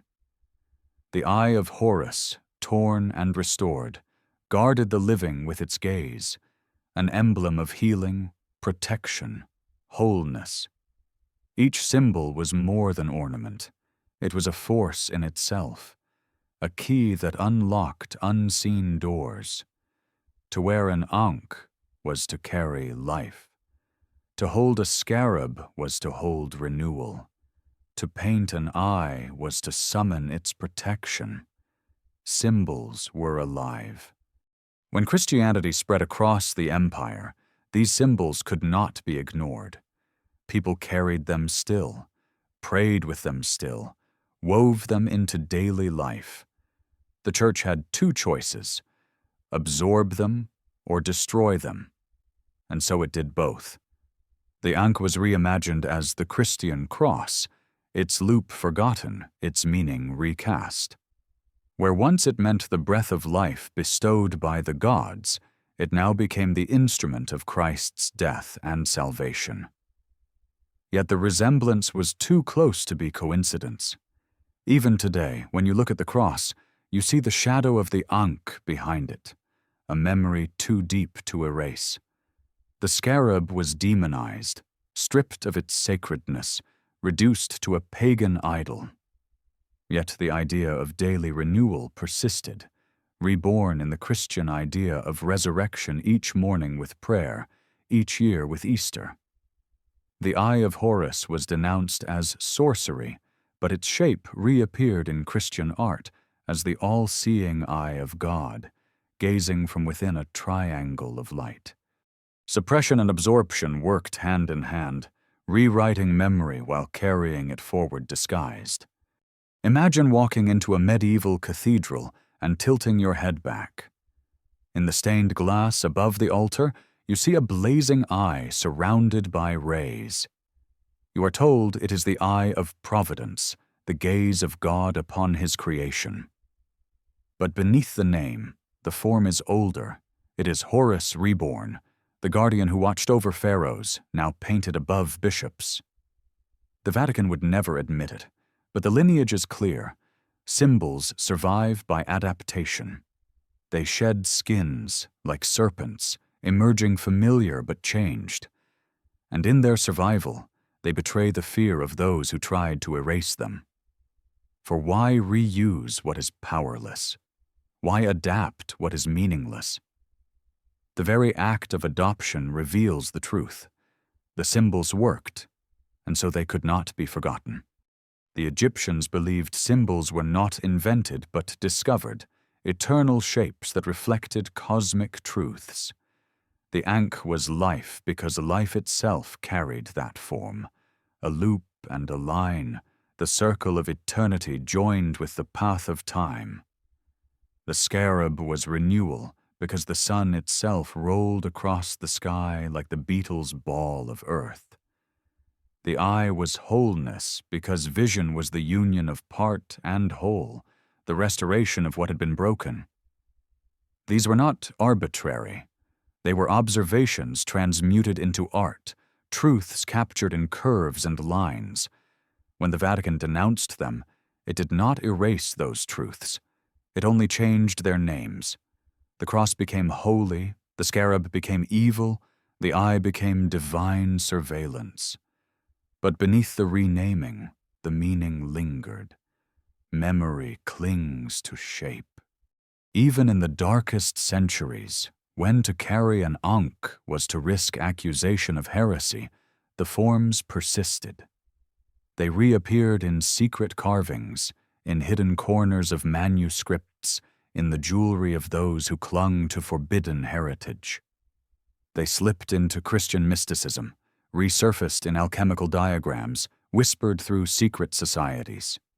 Egypt survived not only in stone, but in symbol, its language too simple, too powerful to be silenced. Today, those same forms still surround us, often unnoticed. A cross around a neck, a scarab carved into a tourist trinket, an eye watching from currency. All fragments of a language thousands of years old, still speaking even when forgotten. That persistence is what the Vatican feared, for symbols are memory, and memory cannot be chained. Imagine again the moment of baptism in a medieval church. Water is poured, the cross traced on the forehead. The priest speaks of death and rebirth, of life eternal.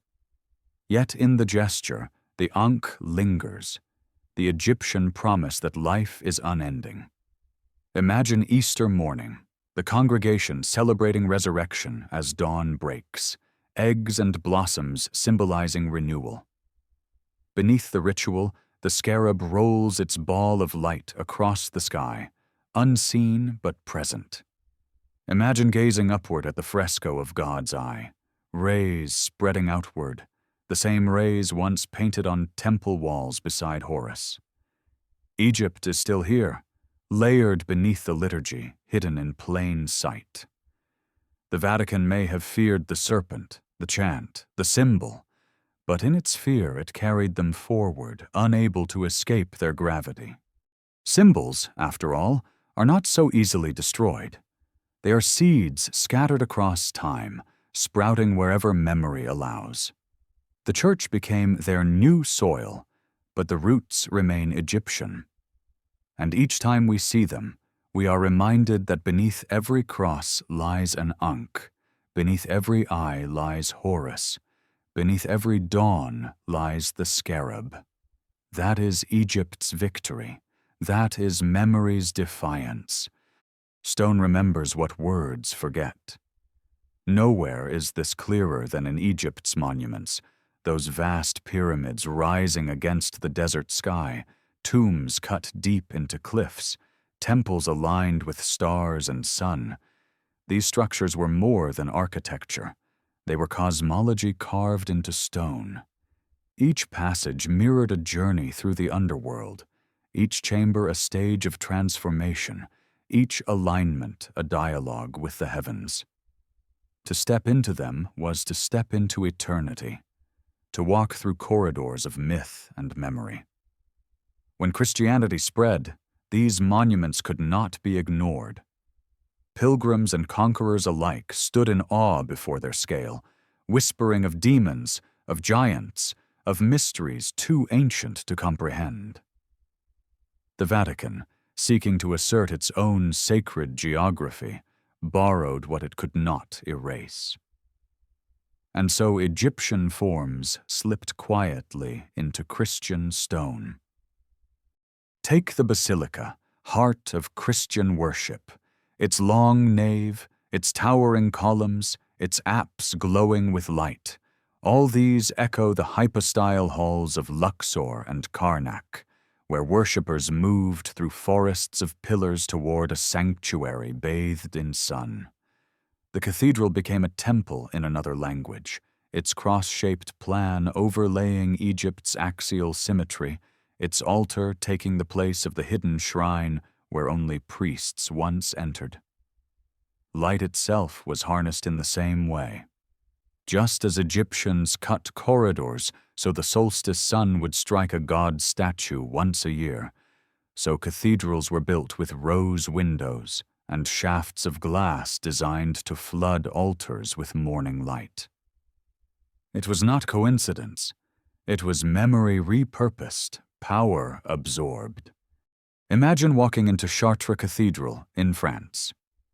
The stained glass glows blue and red, casting colored light across stone floors. The ceiling soars high above like a desert sky. The columns stretch upward like papyrus stalks. The faithful kneel in silence, their eyes drawn toward the altar where light gathers most intensely. It feels transcendent, overwhelming, divine. Yet beneath the Christian iconography lies Egyptian logic, architecture as initiation, space as ritual, light as bridge between earth and heaven. The Vatican may not speak of it, but the stones themselves whisper the connection. Egypt taught Europe how to build eternity. Even the tombs found echoes. Egyptian burial chambers were not mere resting places, but gateways, adorned with texts and images to guide the dead. Christianity inherited this vision of architecture as passage. The crypts beneath cathedrals, the sarcophagi carved with prayers, the frescoes of judgment and paradise, all mirror Egypt's fusion of stone and soul. To bury the faithful beneath the church was to echo the pharaohs buried within pyramids, both resting within sacred geometry designed to carry them toward the divine. The Vatican condemned Egyptian rituals as pagan sorcery, yet its own stones became silent heirs to those same practices. The pyramid itself haunted the imagination of Europe.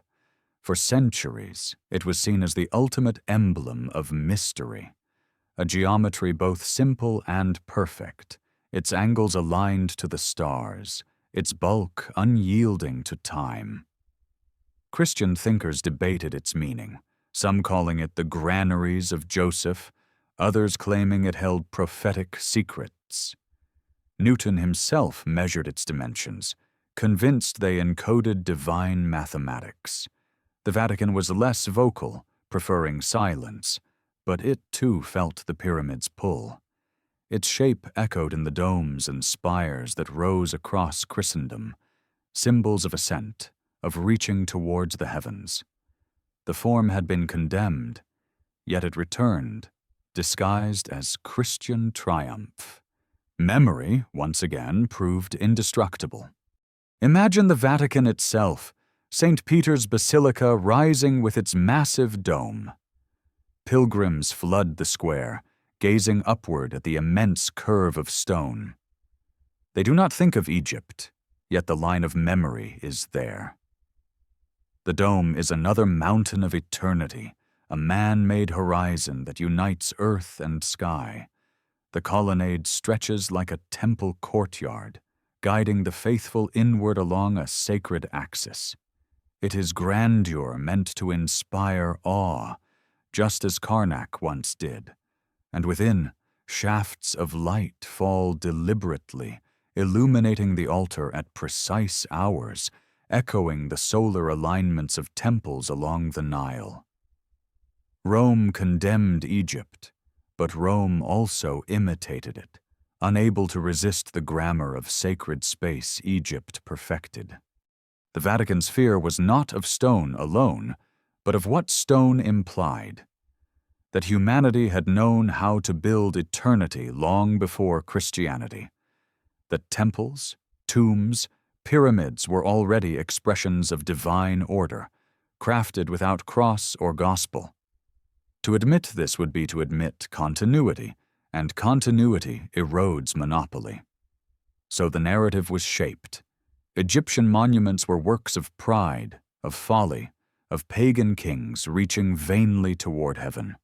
Their alignments were coincidence, their grandeur wasted, and yet, in silence, their lessons were borrowed, their forms recycled, their principles reborn in Christian architecture. Condemnation by word, imitation by stone. Today, visitors to both Egypt and Europe feel the same awe. Step into the Great Pyramid's passageways, then step into Notre Dame's nave, and the sensation is familiar. Stone narrowing into darkness, then opening into light, silence heavy as eternity pressing upon you. Both speak the same language of initiation, the same grammar of sacred geometry. Egypt taught the world that space can be a ritual, that walls can guide the soul as surely as words.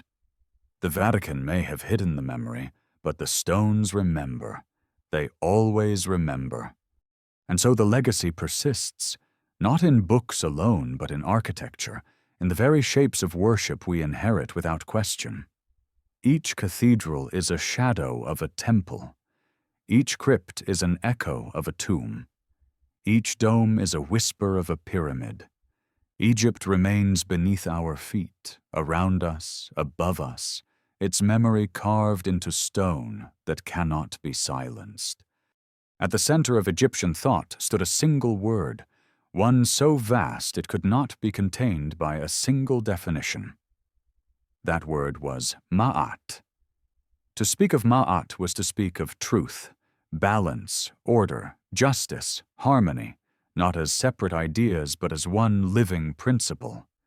It was the rhythm of the cosmos, the alignment of stars, the rise and fall of the Nile, the honesty of a man's heart. Every action was weighed against Maat, every soul judged by it. In their myths, even the gods bowed before Maat, for truth was older than them all, the foundation on which creation itself stood. To live in Maat was to live rightly, to speak truth, to act justly, to balance self with world.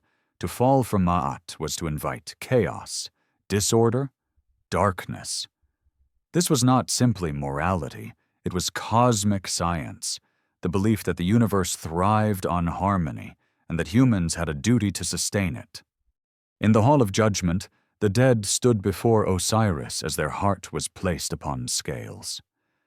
On the other side lay a single feather, the feather of Maat. If the heart was heavier, burdened with lies, cruelty, greed, then the soul was devoured by Ammit, the eater of the dead. If it was light, balanced with truth, the soul passed into eternity. Imagine the clarity of that vision. Salvation not through faith in dogma, not through obedience to priests, but through truth lived daily. The divine spark in each human was measured by its harmony with cosmic order, not by adherence to ritual imposed by an institution. This was freedom, but it was also accountability. No priest could save you if your heart was heavy. No sacrifice could erase your lies. Only truth could. When Christianity came to dominate, this vision was too dangerous to survive intact. The Vatican preached salvation through obedience, obedience to church, to creed, to sacrament. Sin became the language of control, a ledger priests could erase through confession, indulgence, penance. The individual's heart no longer weighed itself against truth, but against doctrine defined from above. To admit Maat was to admit that truth existed before the church, outside the church, independent of its authority, and so Maat was reduced to myth, recast as a feather on the scales of superstition, dismissed as quaint imagery from a pagan age. But the essence remained too luminous to vanish. For what is conscience if not the whisper of Maat? What is justice if not the attempt, however flawed, to live in balance? Imagine a peasant on the banks of the Nile, living 5,000 years ago. He tills his field, offers a portion of grain to the temple, treats his neighbors with fairness. He does not speak the language of philosophy, but he knows that to cheat the measure of grain, to lie about his harvest, to harm his kin, would tip his heart. He knows his deeds will follow him, and so he lives carefully, not in fear, but in respect for the balance that sustains all.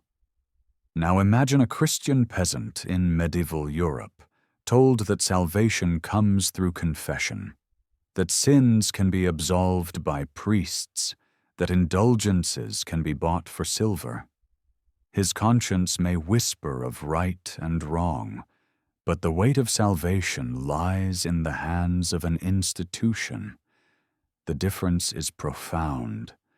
One lives in harmony with truth. The other lives in obedience to power. The Vatican feared Maat precisely because it decentralized morality. It gave every human being direct responsibility before eternity, without middlemen.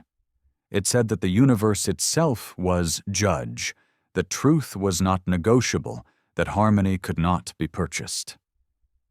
This was liberation wrapped in accountability, freedom bound by cosmic law. No wonder it was buried beneath centuries of silence. For if Maat were remembered, the hierarchy of control would crumble.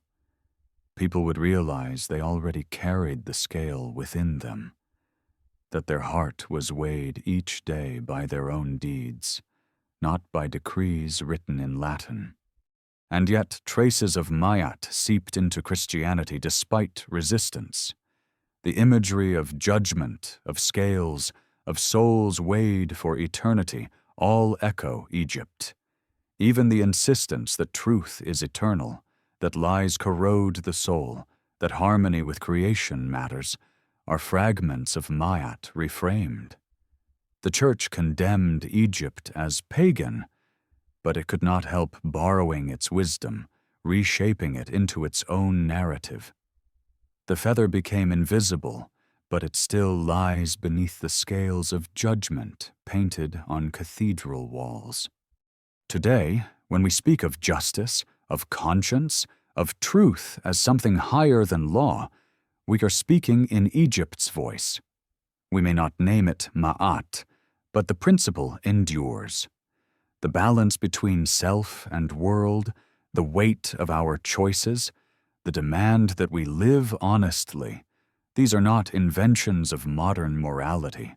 They are ancient, carved in stone, written in hearts long before doctrines claimed monopoly. And in their endurance lies defiance. Imagine standing in the silent hall of Karnak at dawn, the first light spilling across carved feathers, gods holding the scales of judgment. You feel the stillness of eternity, the weight of truth pressing as gently as air.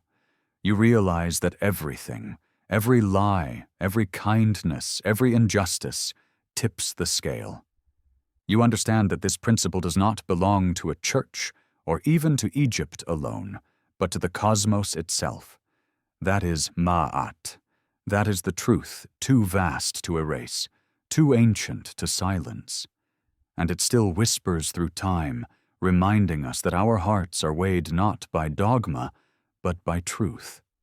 Long before the story of Christ spread across Rome, Egypt told of a God who died and returned, whose suffering and resurrection opened the path to eternity. His name was Osiris.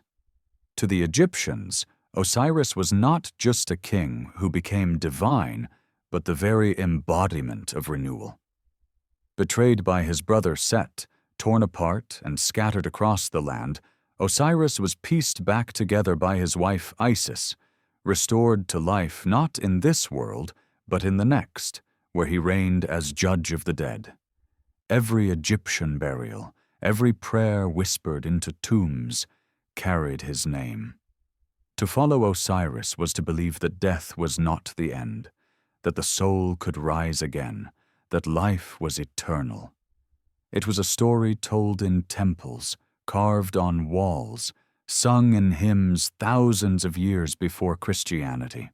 And when missionaries of the new faith arrived, they found a people already living within a myth of death and resurrection.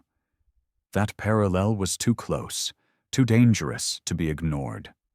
Imagine the funeral of an Egyptian noble.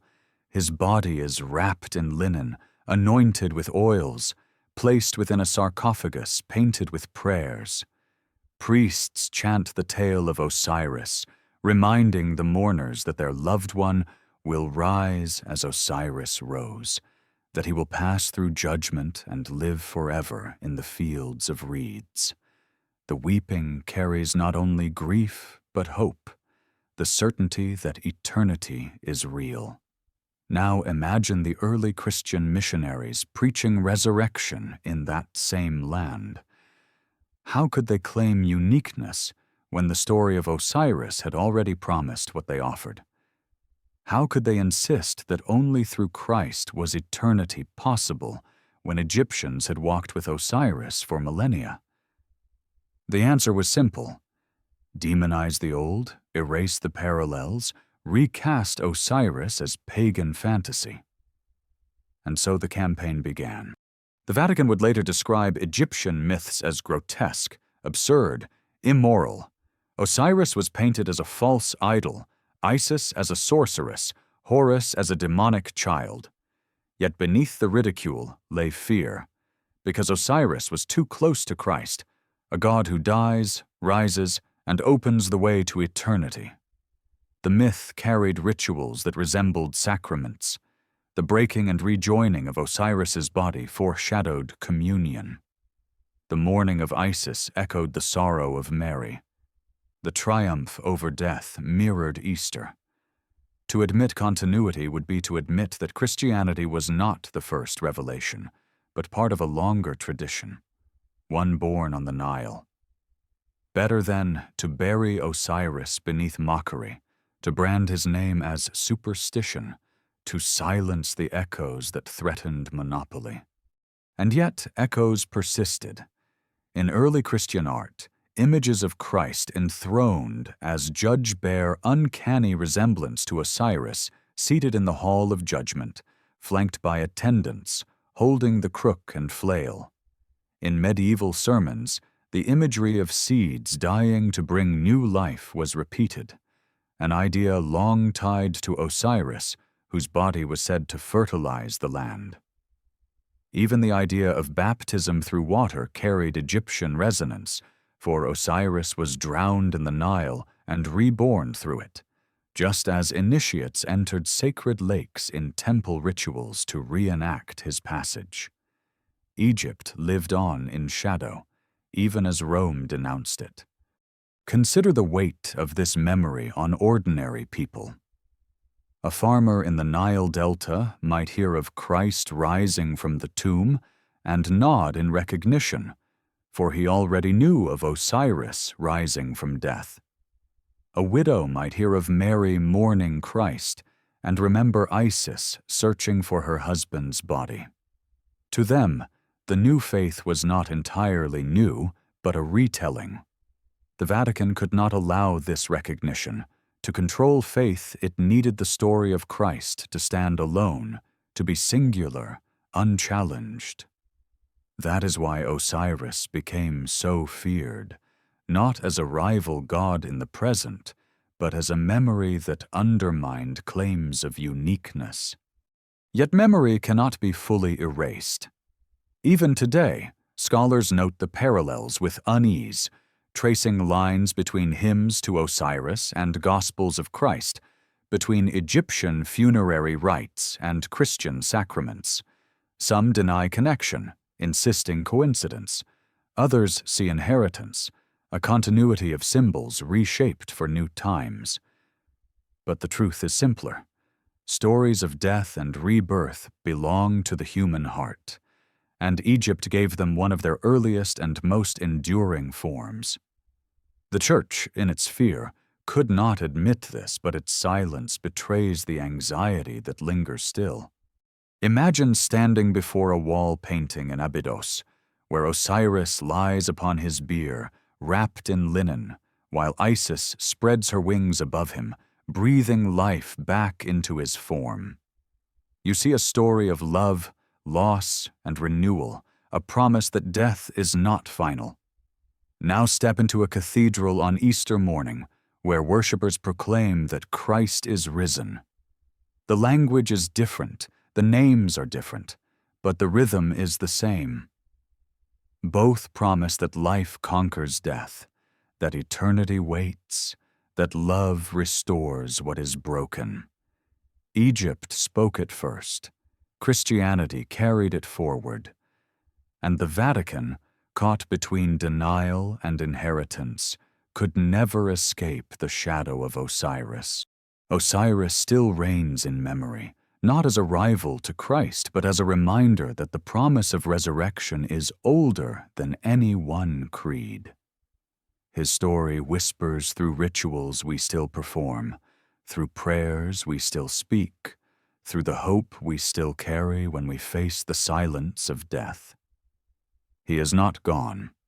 He is the green shoot rising after flood, the star that returns each night, the eternal cycle that no dogma can contain. And that is why the Vatican feared him. For Osiris proved that eternity belongs to humanity, not to institutions, and that death's silence has always been answered by the promise of return. If Osiris embodied death and resurrection, Isis embodied love, devotion, and the power that heals what is broken. Her story was sung in every corner of Egypt.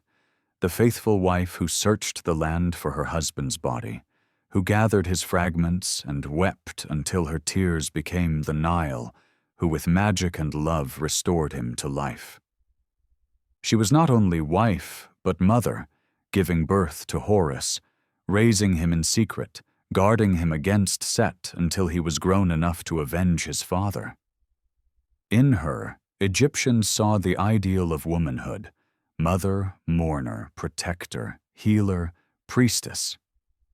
Temples to Isis spread across the Mediterranean, her cult so beloved that even when Rome outlawed Egyptian gods, worship of Isis persisted, slipping into hidden shrines, whispered in prayers.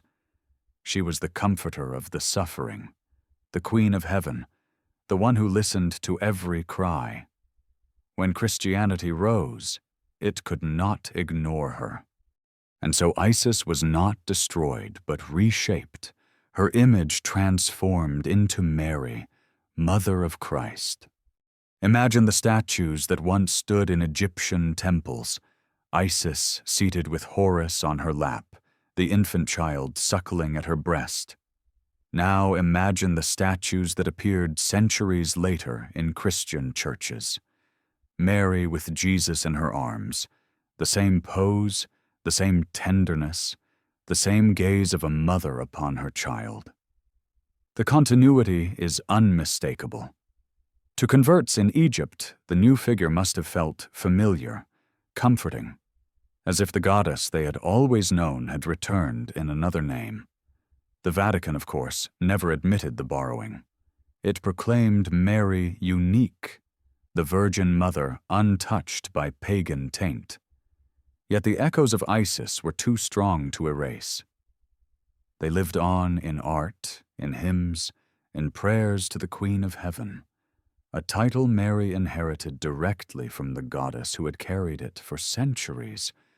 Isis was more than mother. She was mourner, her tears a cosmic force. Egyptians believed her grief each year renewed the fertility of the land, the flood of the Nile a reflection of her sorrow. In processions, women wept aloud, reenacting her lament, believing their voices joined hers to sustain the cycle of life. Christianity, too, embraced the image of the sorrowful mother. Mary at the foot of the cross, tears falling as her son suffers, became one of the most powerful motifs of Christian devotion. The Mater Dolorosa, the weeping Madonna, is Isis weeping for Osiris reborn in another form. The Vatican denounced Isis but could not resist her archetype, for humanity needed her, the mother who suffers with her children, who mourns yet does not abandon, who transforms grief into strength. Isis was also magician, mistress of spells, healer with words and herbs. She was invoked by sailors on stormy seas, by mothers in childbirth, by farmers in drought. Her name was power itself. Even in Roman times, inscriptions begged, "Isis, save me." To the Church, this was intolerable. Salvation had to come through Christ alone, intercession only through saints. Yet Mary inherited much of this role. She became protector of sailors, comforter of the sick, helper of the desperate. Shrines sprang up across Europe where pilgrims prayed not to God, but to Mary, seeking her intervention. The Vatican struggled with this devotion, sometimes encouraging it, sometimes restraining it, but never able to extinguish it. The memory of Isis had seeped too deeply. The people would not surrender their mother. Imagine a village in medieval Europe. A woman in childbirth clutches a small icon of Mary, whispering prayers for protection. Outside, her husband lights a candle at a shrine, begging the Virgin to intercede. They may not know it, but their gestures echo thousands of years of prayers to Isis, whispered in the same desperation, carried on the same hope. The names have changed, the faces painted differently, but the essence is identical. The Divine Mother who hears, who helps, who holds her children through suffering. That is why Isis endured, why her memory could not be erased, only transformed. The Vatican feared Isis not only for her popularity, but for her independence. She was not a passive figure, but active, wielding power equal to the gods. She restored Osiris, she raised Horus, she defied Set. To portray women as bearers of such authority was dangerous in a church that insisted on male hierarchy. And so Mary was softened, recast as obedient, humble, silent. She was exalted but contained, her power filtered through her role as vessel of Christ. Yet in the eyes of the people, she was more. Pilgrims flocked to her shrines, whispered her name in danger, saw in her the same strength Isis once carried. The Vatican could shape doctrine, but it could not silence devotion. The Mother endured. Today, when we look at a statue of Mary holding her child, we see tenderness, sorrow, hope. But beneath it lies a shadow older than Rome, the figure of Isis cradling Horus, the same archetype that has comforted humanity for millennia. The Vatican may deny the continuity, but the stone remembers. And perhaps that is Isis's triumph, not survival as goddess, but survival as archetype, her essence carried forward in a faith that tried to bury her. She still weeps, she still heals, she still protects, whether called Isis or Mary. And in her endurance lies the proof that memory cannot be erased, only transformed. From the union of Isis and Osiris, after death had already claimed the father, came Horus, the falcon-headed child who grew to embody triumph and kingship. His story was told in temples carved with sunlight, in hymns carried on the breath of priests, in tales whispered by mothers to children along the Nile. Horus was the son of a god slain unjustly, the avenger who would rise against Set, the enemy of order. But before he became warrior, he was a child hidden in the marshes, nursed in secrecy by Isis, protected from assassins and storms alike.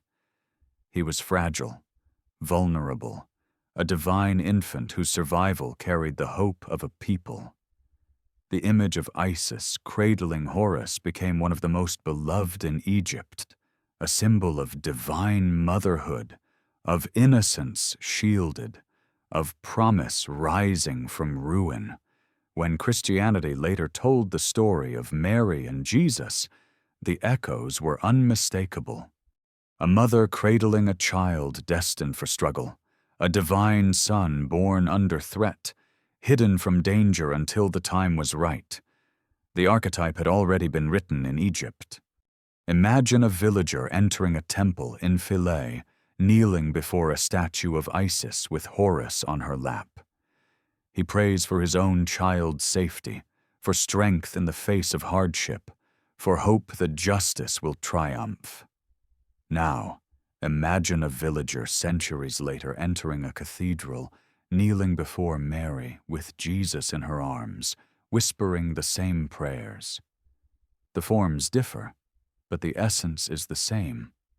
Divine sonship, motherly protection, the promise that innocence will grow into redemption. The Vatican insisted the Christian story was unique, but beneath the denial lay fear, for the image of Horus was too deeply etched in human memory to vanish. It resurfaced, cloaked in new names, but still carrying the same weight.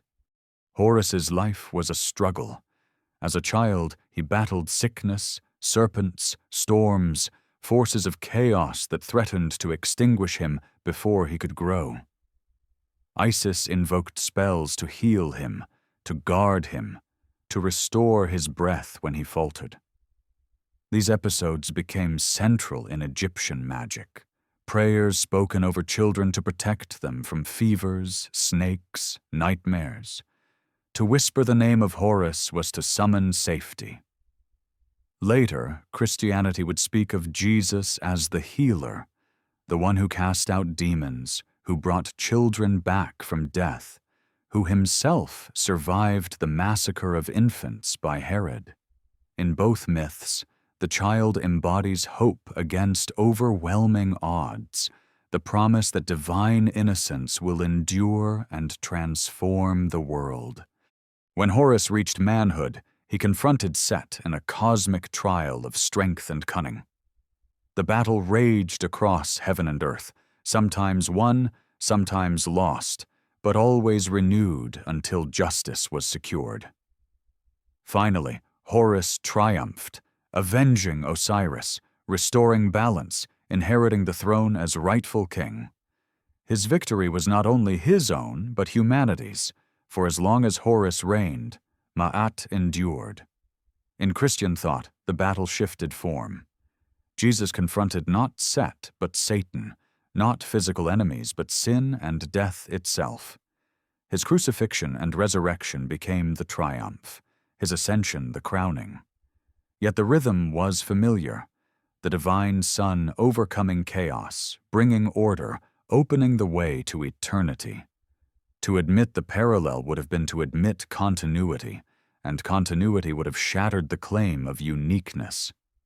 And so the Vatican branded Horus's myth as pagan fantasy, ignoring how closely its own narrative mirrored the older tale.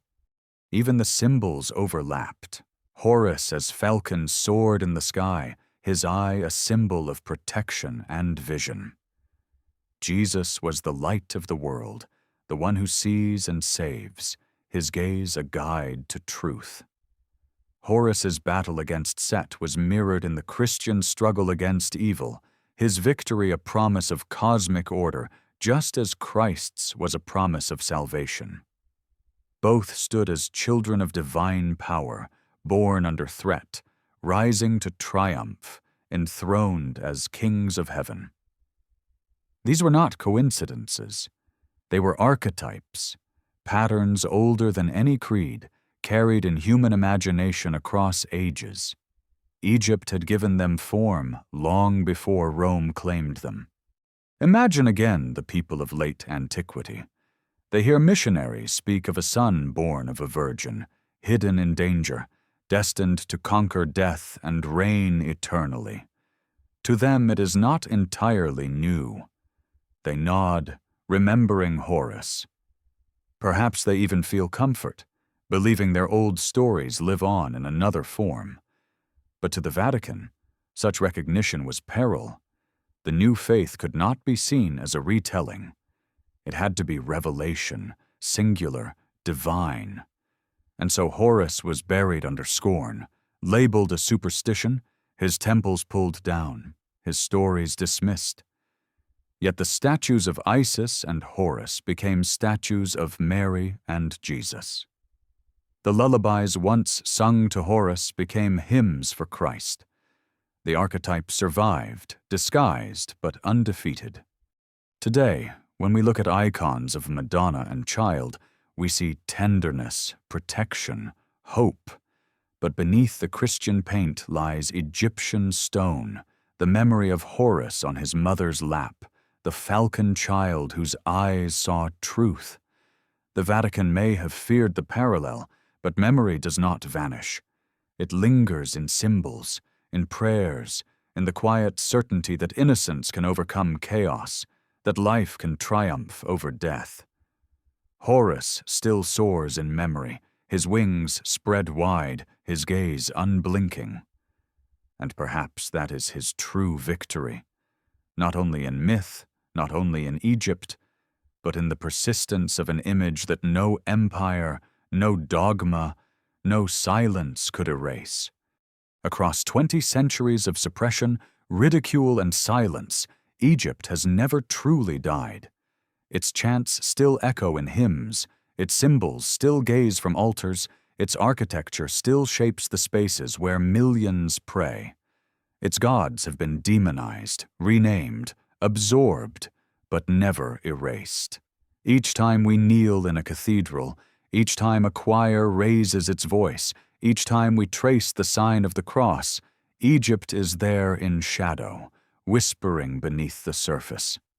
The Vatican knew this. It feared it then, and it fears it still. For Egypt represents memory. And memory is the one thing authority cannot fully control. Think of what we have walked through. The chants that shook temple walls became Gregorian hymns, the resonance of sound as transformation. The Ankh became the cross, stripped of its loop but carrying the same promise of eternal life. The scarab rolled into Easter, its cycle of renewal reborn in a different tongue. The eye of Horus resurfaced as the eye of providence, watching from stained glass and currency. The pyramid haunted the imagination of scientists and mystics alike, its geometry mirrored in domes and spires. The concept of Maat, truth as cosmic balance, became the hidden conscience beneath every scale of judgment. Osiris's resurrection foreshadowed Christ. Isis's tears became Mary's sorrow. Horus's triumph became the Son's eternal kingship. Every cornerstone of Christianity had an echo, a shadow older than Rome. To admit this would have been to admit inheritance, and inheritance collapses monopoly. The Vatican chose another path. It buried Egypt under words like pagan, heresy, sorcery. It locked scrolls in forbidden archives. It sent emissaries to confiscate texts. It denounced every parallel as coincidence or corruption. But the very vehemence betrayed the fear. If Egypt were truly superstition, there would have been no need to guard it so fiercely. If its memory were powerless, there would have been no need to silence it. The silence itself is confession. That Egypt still speaks, that its wisdom still unsettles, that its memory still holds a power institutions cannot contain. And why is that power so threatening? Because Egypt taught humanity that the divine is not owned, that eternity does not belong to priests or churches, but is written into the cosmos itself. That sound, symbol, truth, balance, these are not granted by authority, but discovered by every seeker. Maat lies in every heart, weighing itself. Chants can rise from any throat. Symbols can be drawn by any hand. The journey through death can be walked by anyone prepared with courage and truth. The gods of Egypt may have had names, but their principles belonged to all. It was this radical accessibility that Rome could never tolerate. A faith that does not require gatekeepers undermines gatekeepers. A memory that offers eternity without institutions undermines institutions. Egypt whispered liberation, and liberation is the one message power fears most. Imagine standing in the desert at dusk, the pyramids looming as the sky burns red. You feel their silence, not empty but immense, filled with millennia of voices. The wind carries fragments of chants. The stars above shine in patterns once read as cosmic scripture. You realize that these stones are not ruins, but memory solidified, waiting for anyone to listen. Now imagine standing in a cathedral, incense rising, choirs singing, light pouring through stained glass. You feel awe, reverence, transcendence. And yet beneath the Latin, beneath the marble, beneath the stained glass, the same Egypt lingers. Different names, same memory. Different forms, same truth. Eternity wears many masks, but its gaze is unchanged. Perhaps that is the final secret. Egypt was never meant to be destroyed or absorbed. It was meant to endure, to survive every erasure, to hide within the very faith that sought to silence it. Like Osiris torn apart and reassembled, Egypt has been fragmented by history, scattered by conquest, buried by dogma, and yet it rises again, piece by piece, in chants, in symbols, in rituals, in dreams. It is resurrection made real, not in myth, but in memory. The Vatican may guard its forbidden archives, but Egypt does not need archives. Its memory is carved in stone, carried in song, hidden in symbols etched on every culture that followed. It cannot be erased because it was never confined to paper. It lives in the very fabric of human imagination. And so the story ends where it began, with a fear older than Rome, a fear that lingers still. The Vatican fears Egypt not because it was false, but because it was too true, because its wisdom reveals that no institution owns eternity, no creed owns truth, no church owns memory. Egypt reminds us that the divine spark is already within us, waiting, like gold in lead, like light in darkness, like resurrection after death. That is the message buried, mocked, demonized, and yet that is the message that endures. As you drift into sleep with this story, imagine the Nile flowing under moonlight, carrying voices of priests long gone, their chants blending with the sound of water. Imagine Isis cradling her child, Osiris seated in judgment, Horus soaring as falcon, Maat's feather trembling on the scale. Imagine cathedrals echoing with the same rhythms, altars glowing with the same light, crosses carrying the same promise. Egypt is still here. It always was. It always will be. And perhaps that is the greatest secret of all, that memory is eternity, and eternity cannot be silenced.